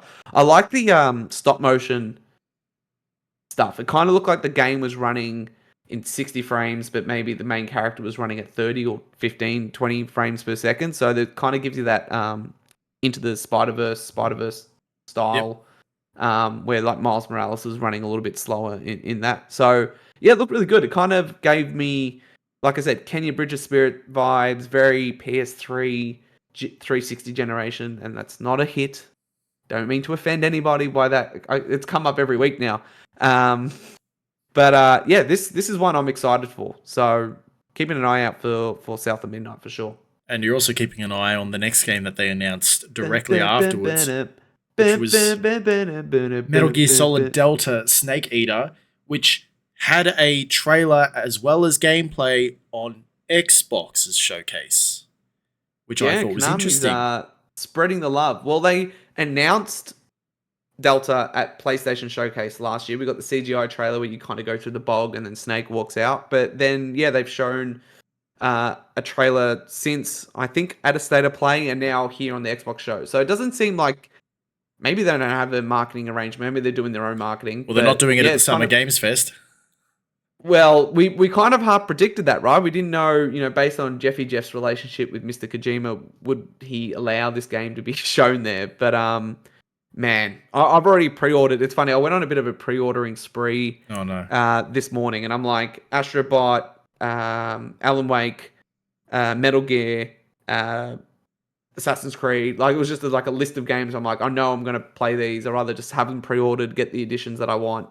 But Metal Gear Solid 3, again, having the conversation with my uncle today, we live in a world where Josh's three favorite games of all time have been remade in the last 3, 4, 5 years. Final Fantasy 7, Last of Us Part 1, and now Metal Gear Solid 3. Like, in particular, 3. So now you're waiting on Sly Raccoon, yeah? Well, and we just had Sly Raccoon 1, the Thievius Raccoonus, released on the PlayStation Store as a PS2 classic, which $14, I'm there, baby. So, what is going on? Like, something's odd, because everything that I love is here and coming back in some degree. But Metal Gear Solid looked fantastic. I was skeptical in the team making it and Konami doing it without Kojima being there, but it is very clear based on the gameplay shown that this is still very much the bones of the original game. In terms of like even some of the jank in the animation, like Snake running towards the camera and then picking up the bazooka and doing that, like that is pretty much one-to-one Metal Gear Solid 3. So from my understanding, it looks like all they're doing is taking that game, modernizing the gameplay in terms of controlling Snake. It has both the classic and the modern controls, so you can have the kind of top-down view or a more traditional modern third-person action game, which is probably how I'll play it. So more similar to like Metal Gear Solid 5. And everything else is staying the same. The voice acting is mostly the same. It's beat by beat Metal Gear Solid 3. So at first I was kind of like, oh, how do I feel about that? But I think this is the best possible way to approach it without Kojima. You don't want to change anything because the fan base will lose their mind. But just modernize it, make it look pretty, make it easier to play in terms of hands on sticks and how it feels in your hands. And man, this is a dream come true. Like I can't. I pre-ordered the collector's edition that's available here in Australia straight away. And yeah, for me, this is like game of the show. Like, did you pre-order it? 3. Did you pre-order it for Xbox though? No, PS5. You know, always got to check. Got to give Jim Ryan that check somehow, right? Somehow. Now the next game was not really a game; it was more an update, and that was for Sea of Thieves, which is still going strong. And it's got new content that's coming in July 25th, so it is coming fairly recent. Also on PlayStation. Also on PlayStation. Season 13, they're getting it. Yeah. So, anyway, with Sea of Thieves, they've had a couple of really big kind of updates over the last few years. They had the Pirates of the Caribbean, they had Monkey Island. Now we're getting into more, okay, you can be evil. So they're changing it up a little bit. It'd be interesting to see kind of more of those story-driven, like with other IPs. I actually really enjoy those Tall Tales because, you know, it's a story from, you know, another game that you had a connection to, and now you're able to explore those same characters in Sea of Thieves. I'm more interested in those sorts of updates rather than these sorts of ones. But look, it's a big game. There's a lot of stuff to do. And the fact that you can now go on servers just for yourself and your friends, so there's no PvP as an option. There are different ways to play Sea of Thieves, and that's great. Well, you just got to think. Every Xbox showcase moving forward, you can lock in Fallout 76, you can lock in Sea of Thieves, and Call of Duty. Those 3 games will be there for the rest of the time. And potentially Elder Scrolls Online. Yeah, and Elder Scrolls Online. Yeah, those four games. Now, this game that came up after Sea of Thieves, I think you're very excited about this one, and that's Flintlock, The Siege of Dawn, which is out next month, July 18th. Keeping an eye out on this one. This is one I'll pick up based on reviews. It's on Game Pass. It's not one that... It's on Game Pass, definitely, so I can play it on PC, also on PS5, so I'll probably play it there. But this is an action Souls-like game. It's been like shown for years. And definitely one to keep your eye on. Based on reviews, though, I think I'll pick this one up. Now, I'm interested to see, because it's been described as Souls-like. Now, Josh, do you know the difference between Souls-like and Souls-light? To be fair, I think the term Souls-like and Souls-light are used way too often for games that shouldn't necessarily have that moniker. And it's usually done for a few reasons. It's either level design, difficulty, or the idea that when you die, you lose your souls and you have to collect those souls. You know, that style of game. But we need to really come up with a different term, because some of these games, like we spoke about Phantom Blade Zero, even Stellar Blade, which launched earlier this year that I played, were all Souls-like games, but were not Souls games. So what happened to just third-person action game? Like, not everything. It's just one of those things that we haven't got like a clear. It's kind of like Metroidvania, right? Where a game could be a Metroidvania, it could be a 2D Metroidvania, it could be a 3D game where you get power-ups and then you use those power-ups to unlock different areas of the maps that you couldn't access before. That's technically a Metroidvania. I think it's just like an easy thing. But when you say, oh, this game's a Souls-like, it's like, well, what do you mean? Is it plays like a Souls-like, it's the level design's like a Souls-like, or am I losing souls and leveling up based on the souls that I collect and all that? I think for this game in particular, it's using Souls-like in the terms of one-on-one combat, parry, stamina. But that's really it. Yeah. So I tried to do a little bit of research on it because I keep seeing it as well as like roguelite and roguelike, similar sort of things. And I think I've worked out exactly what the difference is. Can I guess? Because I don't know the answer. Yeah, go. Is rogue, using that example, roguelite, the sense that it's procedurally generated, but when you die, you don't necessarily lose all the stuff that you acquired from that run. You might keep some of it. So think Returnal, right? Where you get those orb things and you can kind of upgrade some key things and you go into the next round stronger than you were in the first one. Where roguelike is more, you die, you start again, you die, you start again, procedurally generated. Is that kind of right? You're pretty much on the money. So if it's a like, then you lose everything. When you die, you lose everything. You start again, you lose everything.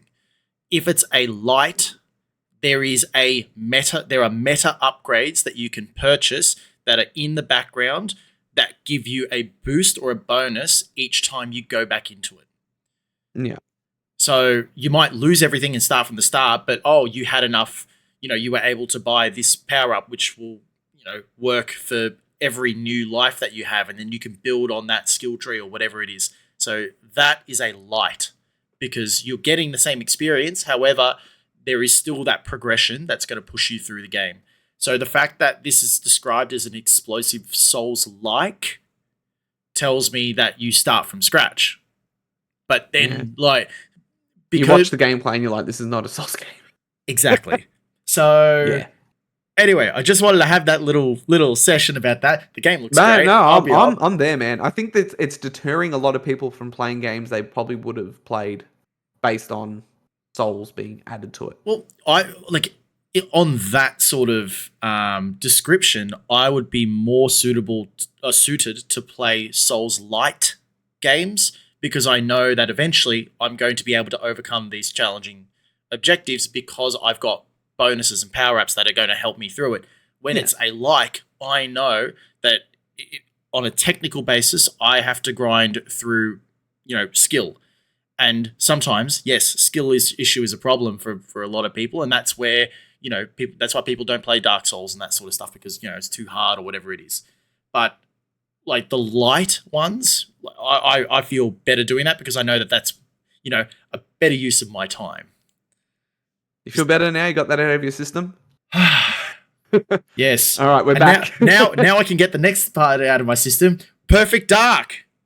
We saw gameplay of Perfect Dark. It is a real game that is happening. It had the initiative. It had Crystal Dynamics. Perfect Dark is happening, Josh. It's happening. Do you remember Perfect Dark? I do. This is one that was announced a long, long time ago. This is another one, though, not to be a negative Nancy on this game and one other. So far, my hit rate's been fairly positive. This gave me very much cinematic gameplay simulated. And what I mean simulated, because people are like, what do you mean simulated? Where it's a trailer that looks like it's gameplay, but it's actually not played on sticks. It's like built to look like gameplay. Maybe I'm wrong. But this wasn't the game I was expecting. I don't know. I've heard mixed feelings about. I think some people are really happy to see this game and see it in motion. I don't know. Like I'm watching the gameplay now, right? Like Joanna's going through a door. Yeah. Now in the trailer or in the gameplay, she's actively the camera pans down. She opens the door. The camera pans up. Is that really going to happen every time I open the door? You know what I mean? Like there's just certain things that I look at it and go, I don't know if this is actually what the game's going to look like when I'm playing it. And I hope this isn't an example of game looking too good to be true, and then when you actually get your hands on it, it's like a downgrade of what you thought the game would be. And I say that because not because it's an Xbox game, but because of the way that the game's being developed and who it's being developed with. Like with Crystal being involved, obviously there's the initiative with this, which has had its own kind of ups and downs, and a lot of the leads leave. But I don't know. This kind of looks like something that was thrown together more recently, and it's more of a tone setter for what they're trying to achieve with the game. Does that make sense? Yeah. Like Yeah. they're trying to set expectations with a cinematic trailer, so that way you have an understanding of what you're going into with the game, and also okay, well it's going to look a little bit like this. It's not ready yet. Yeah. We're far from there. However, this is like a small section, probably in like stage 1 or stage 2 of the game or something like that, and this is what we think it's going to look like. Yeah. Yeah, that's what I got from it. I might be completely wrong, but I don't know, just something. It doesn't even look like it looks too good to be true. It's not because of that. It's just something about the way it looks. It just looks like it's not necessarily one for one gameplay. I don't know. It's kind of a weird one for me to explain. Well, if that trailer is how it's going to look, or at least similar to how it's going to look, I'm happy. Plus, it's coming to Game Pass. Yeah. Like I think we do forget that we don't actually have to shell out money for this if we've already got a Game Pass subscription. Why it's so sustainable? It's basically free. Oh god. Now we are getting a retelling or whatever they want to call it now of Age of Mythology. I'm excited. This is where you went to go to the toilet, yeah? Yeah, this is the coffee segment. I'll come back a bit later on. Okay, this is the coffee segment. All right, I'll control the narrative from here. Age of Mythology Retold is coming September release date, so September 4, coming to Game Pass, Series X, PC, yada yada. I'm happy that this game is coming. I thought it was Age of Mythology when I was watching some of the gameplay, but I'm like, there's a lot of like, gods and creatures and monsters, and you didn't really get that in the original Age of Mythology. You had some of the units, but it was more like powers that you would use rather than like utilizing a lot of gods. So the fact that they're saying it's retold, they're basically saying, look, we're going to try and steer clear from like an Age of Empires clone with some gods. We're going to try and make it its own like identity effectively. So I'm interested in Age of Mythology. I will definitely play it and play the campaign because I did enjoy this game when it first came out, and I have been waiting years. Another one, if they want to do it, one of the original game designers of the first Age of Empires broke off and did a game called Empire Earth. I'd like to see that remade as well, but we're never going to get that. Just wanted to put that out there. We won't get it. Thank you for that. You're welcome. Moving on, while Josh is still drinking his coffee during the showcase, Diablo 4's Vessel of Hatred expansion, which this trailer looked like, this is the first trailer that they had for the entire showcase. It said that there were some scenes that are gruesome. And this one got my attention. I was like, what was this? It was funny. I missed the start of the trailer, and I thought this was a CG trailer for Assassin's Creed when I saw I thought this was the main character from the new Assassin's Creed game. Oh, no. Obviously, the female actress that's in that game, right? Because she's of Asian persuasion. Can I say that? And I was watching the trailer. I'm like, oh, it's a CG trailer for Assassin's Creed. And then like the trailer started going, and I'm like, well, hold on, what is happening? And then it just breaks down to this demonic torture porn. It's all in the shadows, man. It's all in the shadows. I was like, okay, this is definitely not Assassin's Creed. But I'm like looking at that. It doesn't quite make me want to go out and play Diablo 4 straight away, but it's a reminder that Diablo 4 is there on Game Pass.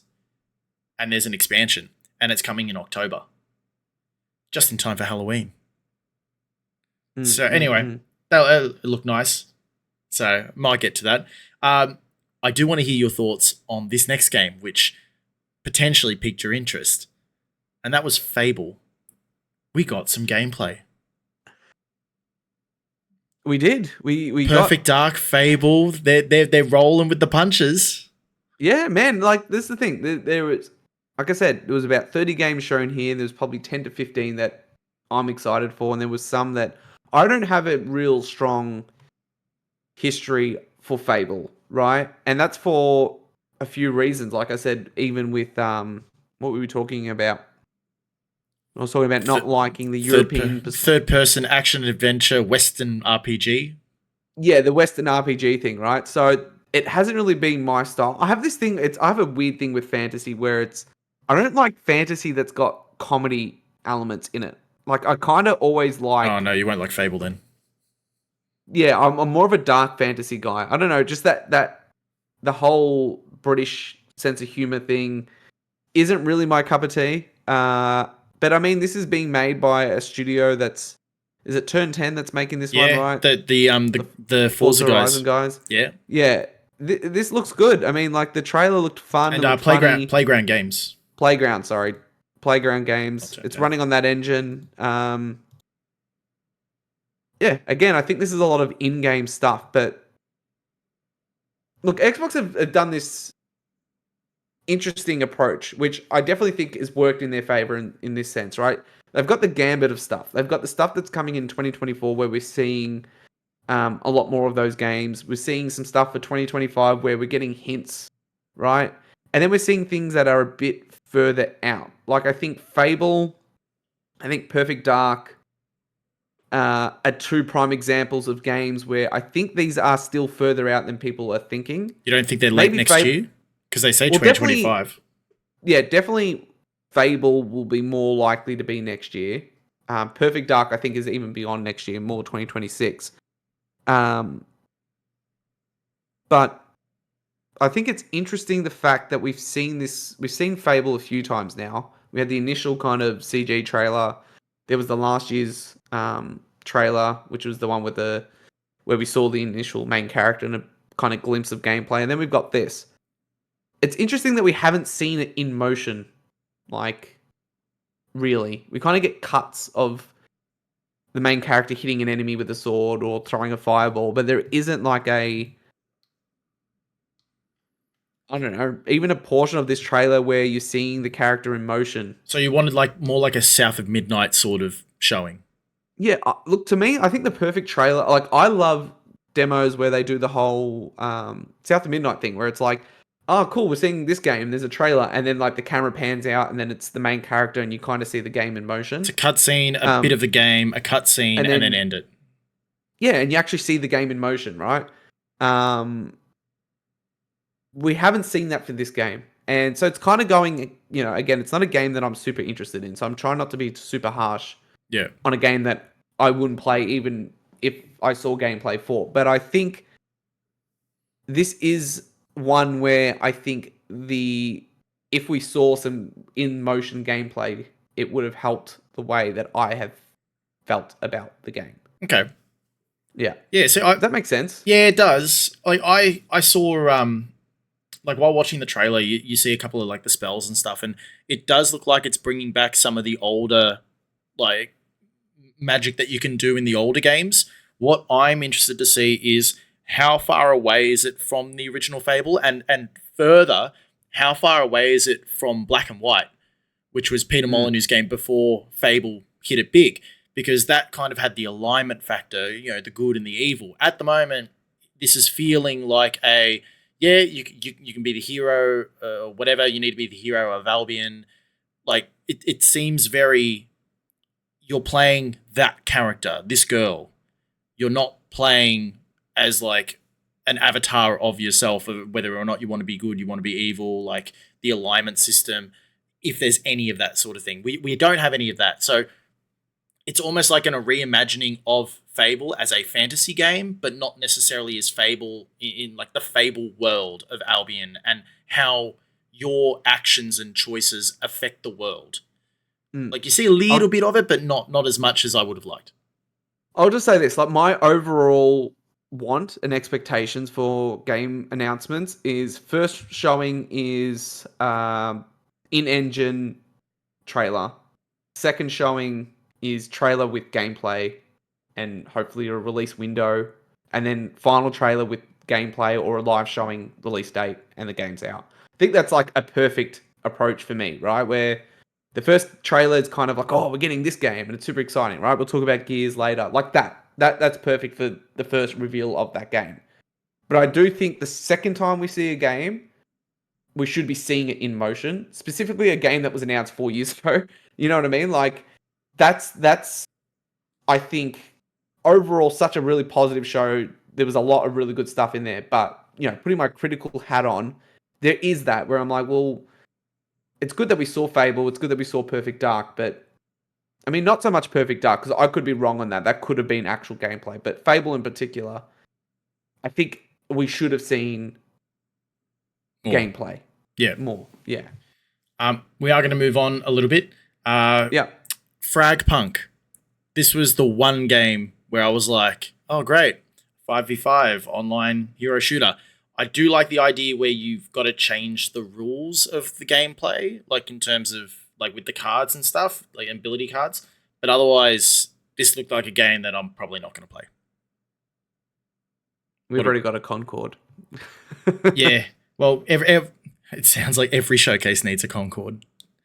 Yeah. So I'm guessing we'll move right along unless you have anything you want to say. Yeah, I've got nothing to say for the next few, to be honest. Oh, man, you're missing out. Winter Burrow. This one actually looks really good. So like a little survival game where you've got to kind of, build up the old family home that's been destroyed and kind of work out what's going on with your family and stuff. It looks like a cozy game. It looks like something that you might play for a day and then finish it. So I'm interested to see it, and also the fact that it's on Game Pass, I'm more than likely going to give it a go. Mixtape, which looked interesting, especially considering it was done. Like it looked like it was a Life is Strange sort of game, which coming of tale story. Yeah, exactly. Where it was like you make decisions and everything's based on the music, and that's in the background, and kind of like it's story driven. So almost like Open Roads that I played this week. But that was then followed up by Life is Strange. So I was like, okay, so we're getting two similar-ish games, but one's more like storytelling and music, and the other one is more time-skipping powers. I don't know. I like the look of them. I'll probably give them a go anyway, but it's not something that I'll be riding home about.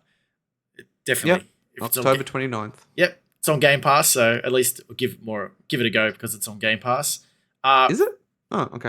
Life is Strange is not, but Mixtape is. Might have to cough up, Sean. Can't get them all for free. Oh, it'll come. It'll come to Game Pass. Microsoft Flight Simulator 2024. Were you excited by this one? They look so good, but I've no interest. Like I said, games for some people, not for all. Well, this is your racing game for the Xbox showcase. Yeah, because there was no Forza. Yeah. Yeah, interesting. No Halo either. But we did get Gears, so we'll talk about that later. Indiana Jones and the Great Circle. We're back. We're back. Josh is back. I'm happy with this trailer, and the fact that it's made by the same guys who do Wolfenstein. I'm like the German fetish. Yeah. I'm like, okay, yep, this is cool. I know what to expect. I don't even need to see too much gameplay, if that. Like, yeah, when it's meant to be seen a little bit, but I was like, yeah, no, it's Machine Games. I know what I'm getting into. Yeah, I'm very much the same. It's funny, like Troy Baker does a pretty good job as Indy. I do think the trailer was a bit weird. I think it was more. I liked it because I'm an indie fan. I actually like the original trilogy, so it definitely gave me the tone and the sense of humor that comes from those games. Did it look like a couple of minutes of like a movie, but animated? Yeah, I will say though, for non-indie fans, I don't know how great this trailer showed. Like I got it because I like indie and I like the sense of humor, I like the timing, I like the comedy action, like I get it. But I wonder how this game hit for people who are not indie fans. But for me, like I'm buying this one day one. Actually, I'll play it on Game Pass. Yeah, This why is not one it's play it on Game Pass? this is one that isn't so far coming to PlayStation that I'm excited for. So I'll be playing this on PC day one. And it is coming this year, apparently. Yeah, no But release date, which is weird. no release date. The next one was Wu Chang, Fallen Feathers, which is coming to Game Pass. Wu Fong, now Wu Chang. This is Wu Chang. It's coming to Game Pass as well on day one. It is launching on PS5 and Epic Store and Steam and everything else, but it will be on Game Pass. This sounds like your type of game, huh? Here we go with the Chinese style action RPG with Souls elements. Quite a few of these games coming out. We've spoken about a few just today. I mean, this is another one, right? If the reviews are positive, I'll pick this one up. I've got to say though, there is a lot of The State of Play had a couple as well. They had their own like little Chinese part of their showcase. Yeah. A few weeks back. So now we've got Xbox has got a couple as well, and Summer Games Fest had a couple. So yeah, Phantom Blade. Yeah, we're starting to see Wulong. No, not Wulong. Whoa. Oh God, Wolong, Wulong, Wu Chang. Oh my gosh. Do Okay. you see why I'm having issues here? You have issues. Okay. Avowed. We see a little bit more of it. It is launching this year. It is coming to Game Pass. I'm very intrigued by it. And the more we see about it, like everyone's thinking it's going to be another Elder Scrolls game, but it looks like it's going to be something a little bit more twisted, which looks cool. Yeah, it's in the Pillars of Eternity world, which I don't know how much you really need to know that world to enjoy the game. It is Obsidian; they're pretty well known to do these Western RPGs. Apparently, I think the release date was leaked via GameStop, GameStop Brazil. Yeah, which I think it was October or November. So it's definitely apparently coming this year. I think my guess is just Xbox will do a developer direct maybe later this year, and we see Indie Avowed, and they'll get release dates with Shattered Space being there as well. Yeah. Again, this isn't a Josh game, but very similar to the first-person shooter discussion we had with Doom about me wanting to try out different genres that I don't typically enjoy. Not even that I don't typically enjoy, that I don't typically play. Maybe I do try one of these games out. I don't know where I start. Do I start with Avowed? Do I do Starfield? Like, I don't think I'll want to go back to like an old Fallout because I'll probably just get based on how old. Did you play Elder Scrolls? No, that's the thing. I just do Skyrim. I was a PS3 owner, right? So Skyrim didn't work on PS3. Yeah, I know. Do just start with Skyrim. Actually, I just finished because like last week we were talking. I finished Oblivion, the expansion. I went through and did the expansion missions, and like my old character from like 2012 or whatever it was, or 2011. I would say if you're going to get into those sorts of like Western RPGs, just start with Skyrim. I don't think I can deal with the jank. I don't know if I can do it. It's best way to start, mate. Got to start. You got to wake up. Oh, you've woken up on the cart. The next game, Atomfall. I was surprised by this one. This one actually looked really cool. Did you get excited by this one? It's coming to Game Pass as well. No, not for me. It's the Sniper Elite team as well. Yeah. The Sniper Elite has had a whole bunch of games come to Game Pass. I think they've had nearly all of them come to Game Pass because they're games that my dad actually plays, and he loves Sniper Elite games. So the fact that Atomfall's coming, if it's first person or even if it's third person, I reckon it's the sort of game that he might give a go. So, like, my dad's going to play it. Well, I've got to play it. So I'm excited for that one there. Another one, Assassin's Creed. We saw a little bit more about that. We both got Assassin's Creed Shadows pre-ordered, so yep. We don't really need to talk too much more about that one there. Stalker 2, have we still got Josh or? No. This segment was more like, yeah, this is interesting. Like, obviously, Assassin's Creed is something I want to play. Yeah, Stalker 2, another one that's been revealed for a long time. Obviously, this one's a bit of a prickly development cycle. Like the team are in Ukraine, so they were Yeah. literally in a war. But Stalker's a pretty big franchise on PC, so yeah, it's coming to console, Game Pass, September 5th. I mean, I might pick this one up. I'll see how I go. There's a lot of games everywhere at the moment, so The fact that we got a September 5 release date and we've got a few 2024 games that don't have a release date, that tells me that they are October, November. yeah. Like maybe a late September, if that. But I reckon the rest of October, November. Like it's leading towards that. Now they did mention the consoles for like 20 seconds, which you're not going to buy any of them, are you? We still have console. No, I'm actually Yeah. going to hold. I was actually thinking about, I think off the back of this conference, I was like, maybe I do get an Xbox and just kind Ooh. of support their games Okay. there. All right. Yeah. Okay. But there's obviously rumors in 2026 that they're going to do a handheld and maybe start next gen early. And then it also depends how things pan out between now and 2026. Like if we get to a point where all the ABK games, the ZeniMax games, and maybe some of the Xbox Studio games are coming to PlayStation, I don't mind paying, right?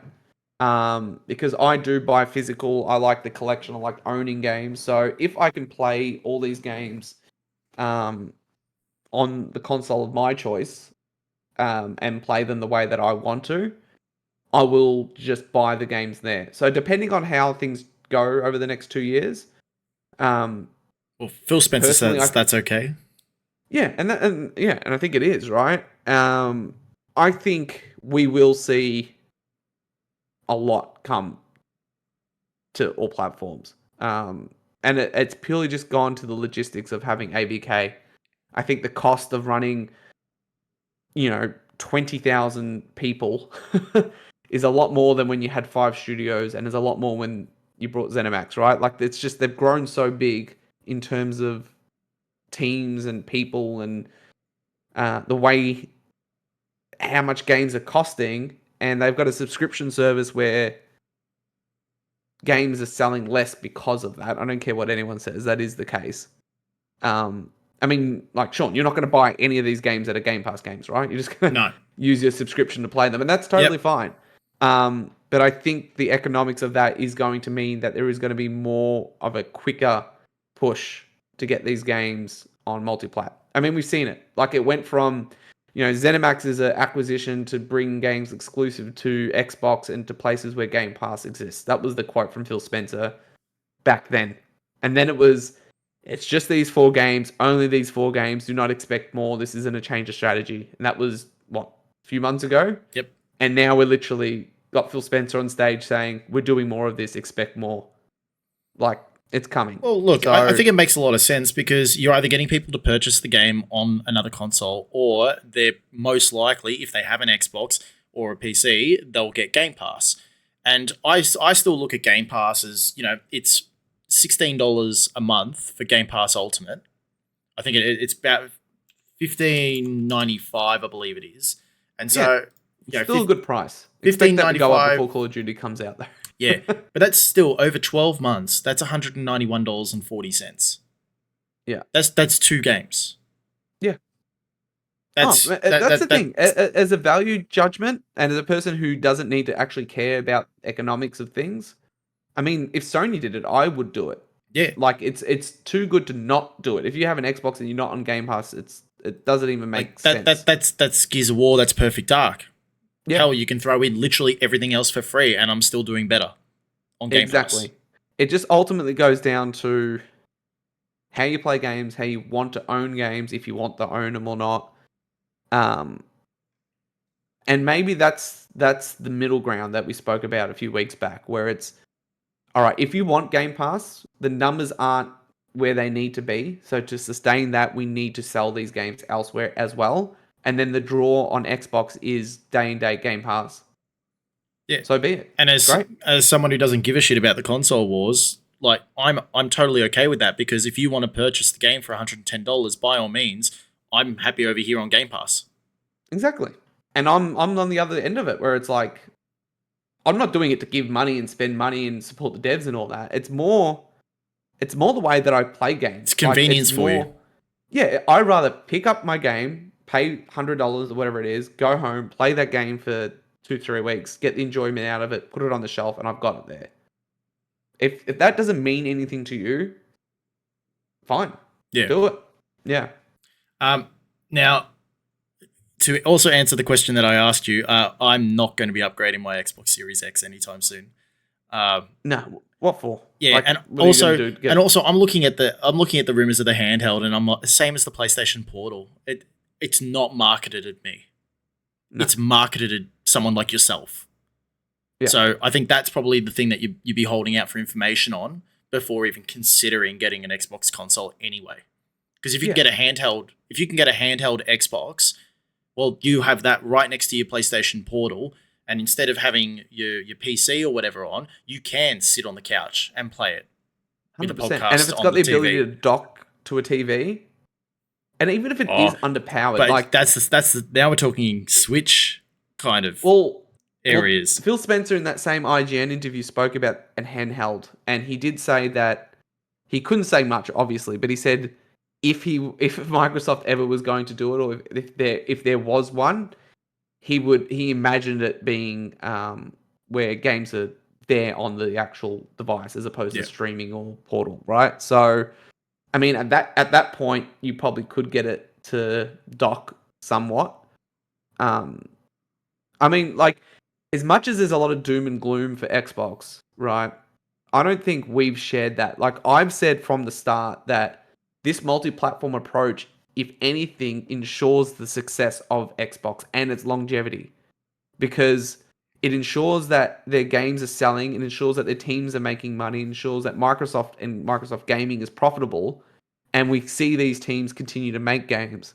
And then for the Xbox community, it ensures that they get these games on Game Pass. It's a win-win for everyone. Everyone gets to play, everyone's happy, and you get to play the way that you want. And then if you're Xbox, you go, all right, well, our console has diminished, right? We're only selling the same 20 million that we sold last generation, or the 30 million, whatever it is. But maybe we can differentiate what the hardware is. Maybe we don't necessarily have, maybe we don't have the big Series X console as our flagship. Maybe it is the Series S and the handheld, and it's this lower entry point to games. Yeah, that's not a bad thing. I also think, like, and we will move on to the last game in a second. But I also think that there's more of a magnifying glass on Microsoft and Xbox anyway, because a lot of the media for video games comes out of the US, and Xbox is in the backyard, whereas PlayStation, Nintendo, they're all Japan. It's all external. So I do think that there is a little bit of like a negative echo chamber kind of that does happen, because it is westernized rather than not. Yeah, I don't know if it's that. I think it's purely the fact that PlayStation is the bigger brand, so most of these media people are probably playing on PlayStation. And I don't think Xbox as a brand has done itself too many favors with these acquisitions and the way that they've handled it. And I've actually softened a little bit on Phil Spencer in the sense that I do feel that statements made at a particular time are true at that time. Yeah. Like how I said before, like, ZeniMax is an acquisition to bring games to Xbox and to places where Game Pass exclusive to 4 games to there'll be more. Yeah, and at that time they didn't have ABK, and maybe economically they could have kept ZeniMax games exclusive. Then they brought Activision, and that all changed. They launched these 4 games to other consoles, and they did extremely well. At least 2 of them did. And again, because of Activision, like, Microsoft are now looking at Xbox saying, well, keep doing this. So at that time, it was true. So I do think that as much as I've given Phil a lot of flack, and I do think a lot of the time he needs to not talk because of things like this, I do think there is a part of me that goes, at the time, what he was saying was true at the time, but things have changed. Well, at least they're agile. I'm excited for the future of Xbox. Like, I mean, you're never going to replicate what PlayStation do, and you can never replicate what Nintendo do. You don't need to be successful. Like, you can just be the biggest publisher in the world, which they could easily be if everything was day and date everywhere. and make more money than Sony does doing what they do. Like who really cares at the end of the day? And I think with this showcase, I think that's a good indicator that Xbox is actually it is on the right track, but now we're actually starting to see some of that come to fruition. We're starting to see some of that evidence rather than just all talk, which is all they've been doing because they've needed to talk to be able to catch up. Now they're at a stage where okay, we can start showing action, and they've had a whole range of games for this showcase, just this showcase alone, that has gotten people excited about Xbox over the next 6 months and even over the next 12 months because a bunch of these are coming next year. One of them, which hasn't got a release date, but we did get the announcement, was the final game that they showed for the showcase. And I was just going to say before you get to that, because you probably heard me like mouthing as I was doing, you're reading something. Point, 30. I was just counting how many things were announced. Right, 30 games or shown. Like 15 or 16 of those, if I've counted correctly, are multi-plat stuff. Totally fine. Like, and about 15, 16 was what you were interested in. Yeah, no, like Indiana Jones and Gears, which we're going to talk to, are probably the two exclusives that I'm just looking at the list again. Gee, I had a big build up, and you've really taken the wind out of my sails here, by the way. Well, that's what I do. See, if these is earlier. I just thought that was an interesting point, right? Like, it's just, this is the world we live in now. Like, this is happening, and it's totally fine. If anything, this is going to make sure I watch the Xbox Showcase every year. Because I'm like, what am I getting? Yeah, you're not going to watch Summer Games Fest, but you'll watch Xbox Showcase. Exactly. Get more PlayStation games there than you do at a PlayStation Showcase. Yeah, you do. But one game that we're not sure if it's going to come to PlayStation, I don't think it will, and that is Gears of War E-Day. Necessarily, yeah. Which is a prequel to the original trilogy and Gears of War Judgment as well. Don't forget that one there. So this is meant to showcase the relationship between Dom and, well, not relationship, but the friendship between Dom and Marcus. Yeah, the brotherhood. And this is E-Day. So this is when the Locusts came out and, took over the planet. And we see that from Gears of War, the first Gears of War. I think it was about 12 to 14 years after the date. Yeah. So there's been a little bit of time gone. This is when it happens. And so if you've played Gears of War before, which I have played most of them, I think you've played nearly all of them. I've played 1, 2, 3, 4. 4 is 4 the one with the robots? Yeah, I think that no one likes. Yeah, and I didn't like Judgment either. And 5 I haven't played, but I've heard is really good. But the first three. Let's say the first trilogy, and the Locusts were seen as like these enemies, but they were big, dumb sort of things, and all that sort of stuff. But now this is where humans don't know how to fight the Locusts. And this is them coming up for the first time where everything is still in the unknown. Yeah, we've got an idea of where things go and how it sets up for Gears of War Judgment as well as for Gears of War. But this is the start. And this is the game that they talked about that they really wanted to be able to do. And they felt that now was the right time to make this sort of game before we get a true Gears 6 and continue the story from 4 and 5. That and before, like, we didn't get the trilogy announcement that we thought we were getting, the Gears collection that was heavily rumored. So that's interesting. And I didn't see a prequel coming. I didn't see a prequel coming. No, and this was a really cool tone-setting trailer. Mad World playing in the background, which is a throwback to the 360 commercial that everyone loves. Great way to end your showcase. Like, what a fantastic. I love the first 3 Gears games, but I'm not like a Gears nut. And even I got the feels and the nostalgia kind of kicking in when I saw this trailer and the music started playing. So, man, awesome. This is awesome. I think this is a perfect show end, and I'm so glad this didn't get leaked. Like, we heard rumors of the Gears collection. But we didn't hear the rumors about a prequel. Xbox were good. Like, they set their YouTube, like, this is just a off-topic industry thing, but the stream was it was a live premiere, so it wasn't actually uploaded to YouTube pre the time that it went live. So it meant that no one could actually watch it and leak half of the stuff.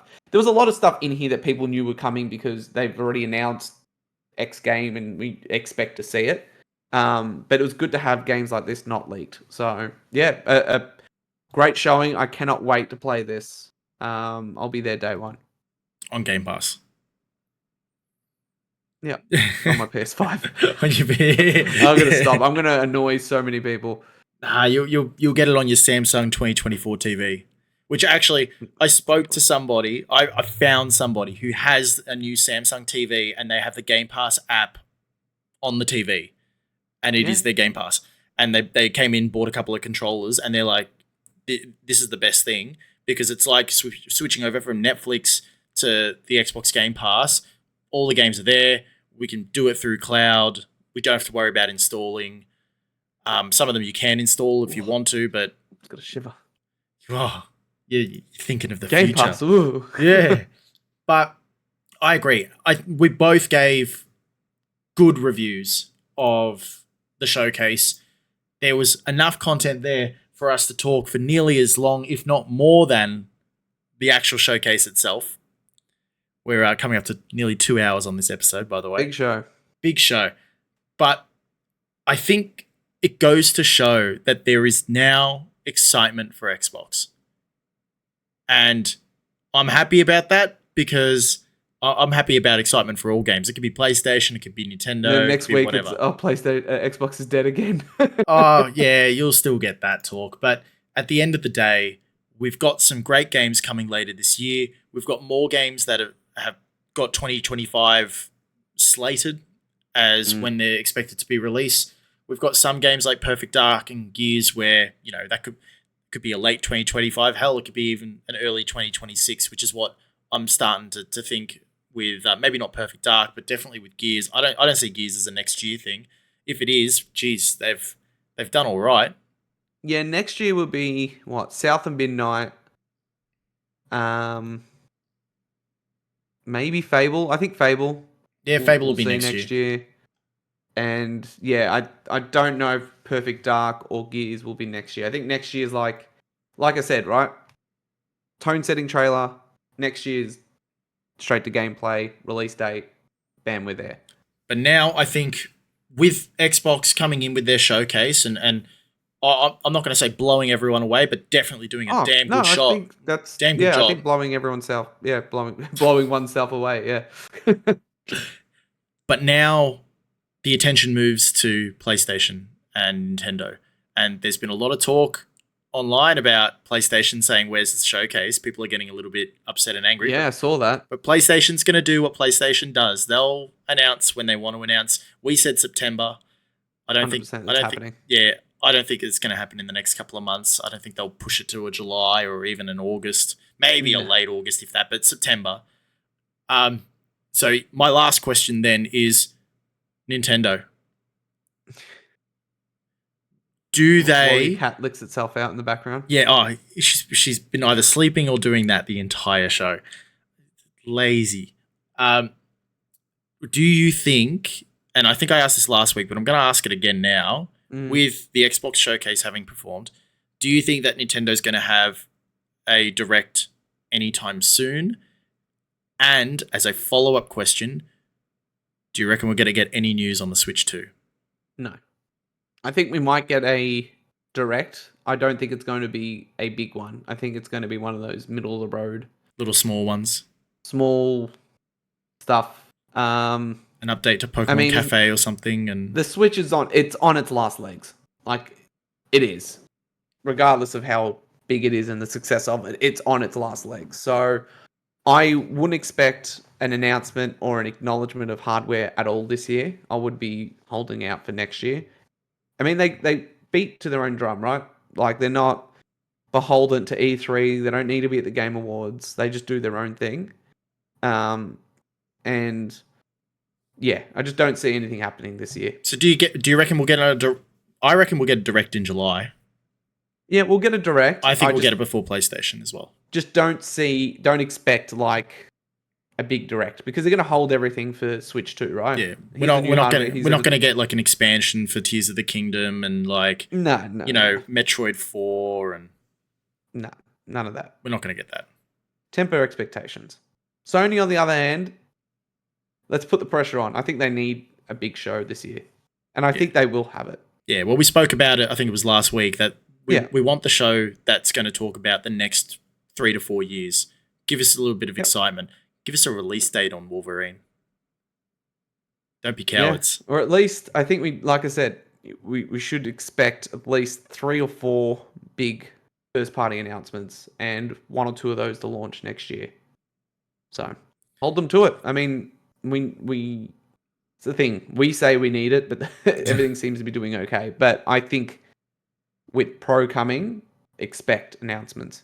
Yeah, 100%. And with that, I reckon we call it quits for today. It's been an absolute marathon of a podcast. I think we're over the 2-hour mark now, or at least close to. So it's been a bit of a time. But anyway, we've got a couple of things coming up over the next couple of weeks. There might be some more news filtering through, but otherwise, I think now's a good time to, start to make your plans for Christmas. When you start getting those release dates, start inking them into your calendar. You need to know when you've got to preload and pre-order and get all those games ready. Have the second half of your year planned. Yeah. Buy Alan Wake 2. Do your part. For the second time. I've already got it. Play it. I bought it. So I've got it on the Epic Store. I got it because I got the I bought some other game and I got a coupon, and so I used the coupon in Alan Wake 2 and it came with Alan Wake 1 as well. Yeah. No. Just easy way to do it. But anyway, we will be back next week, same time. If you haven't already, make sure you do follow YouTube. Here we do have some shorts as well that are coming through, and we're figuring out how those go. So make sure you watch them and give us some comments and feedback on that. Otherwise, thank you very much for a very large show there, Josh. Yeah, check us out on Apple Podcasts, Spotify as well. Busy Playing Something, Twitter, YouTube, all that fun stuff. But no, it's been a great episode. Thank you for having me on. Once again. That's all right. Yeah. And we will see you next time. Long live the raccoon.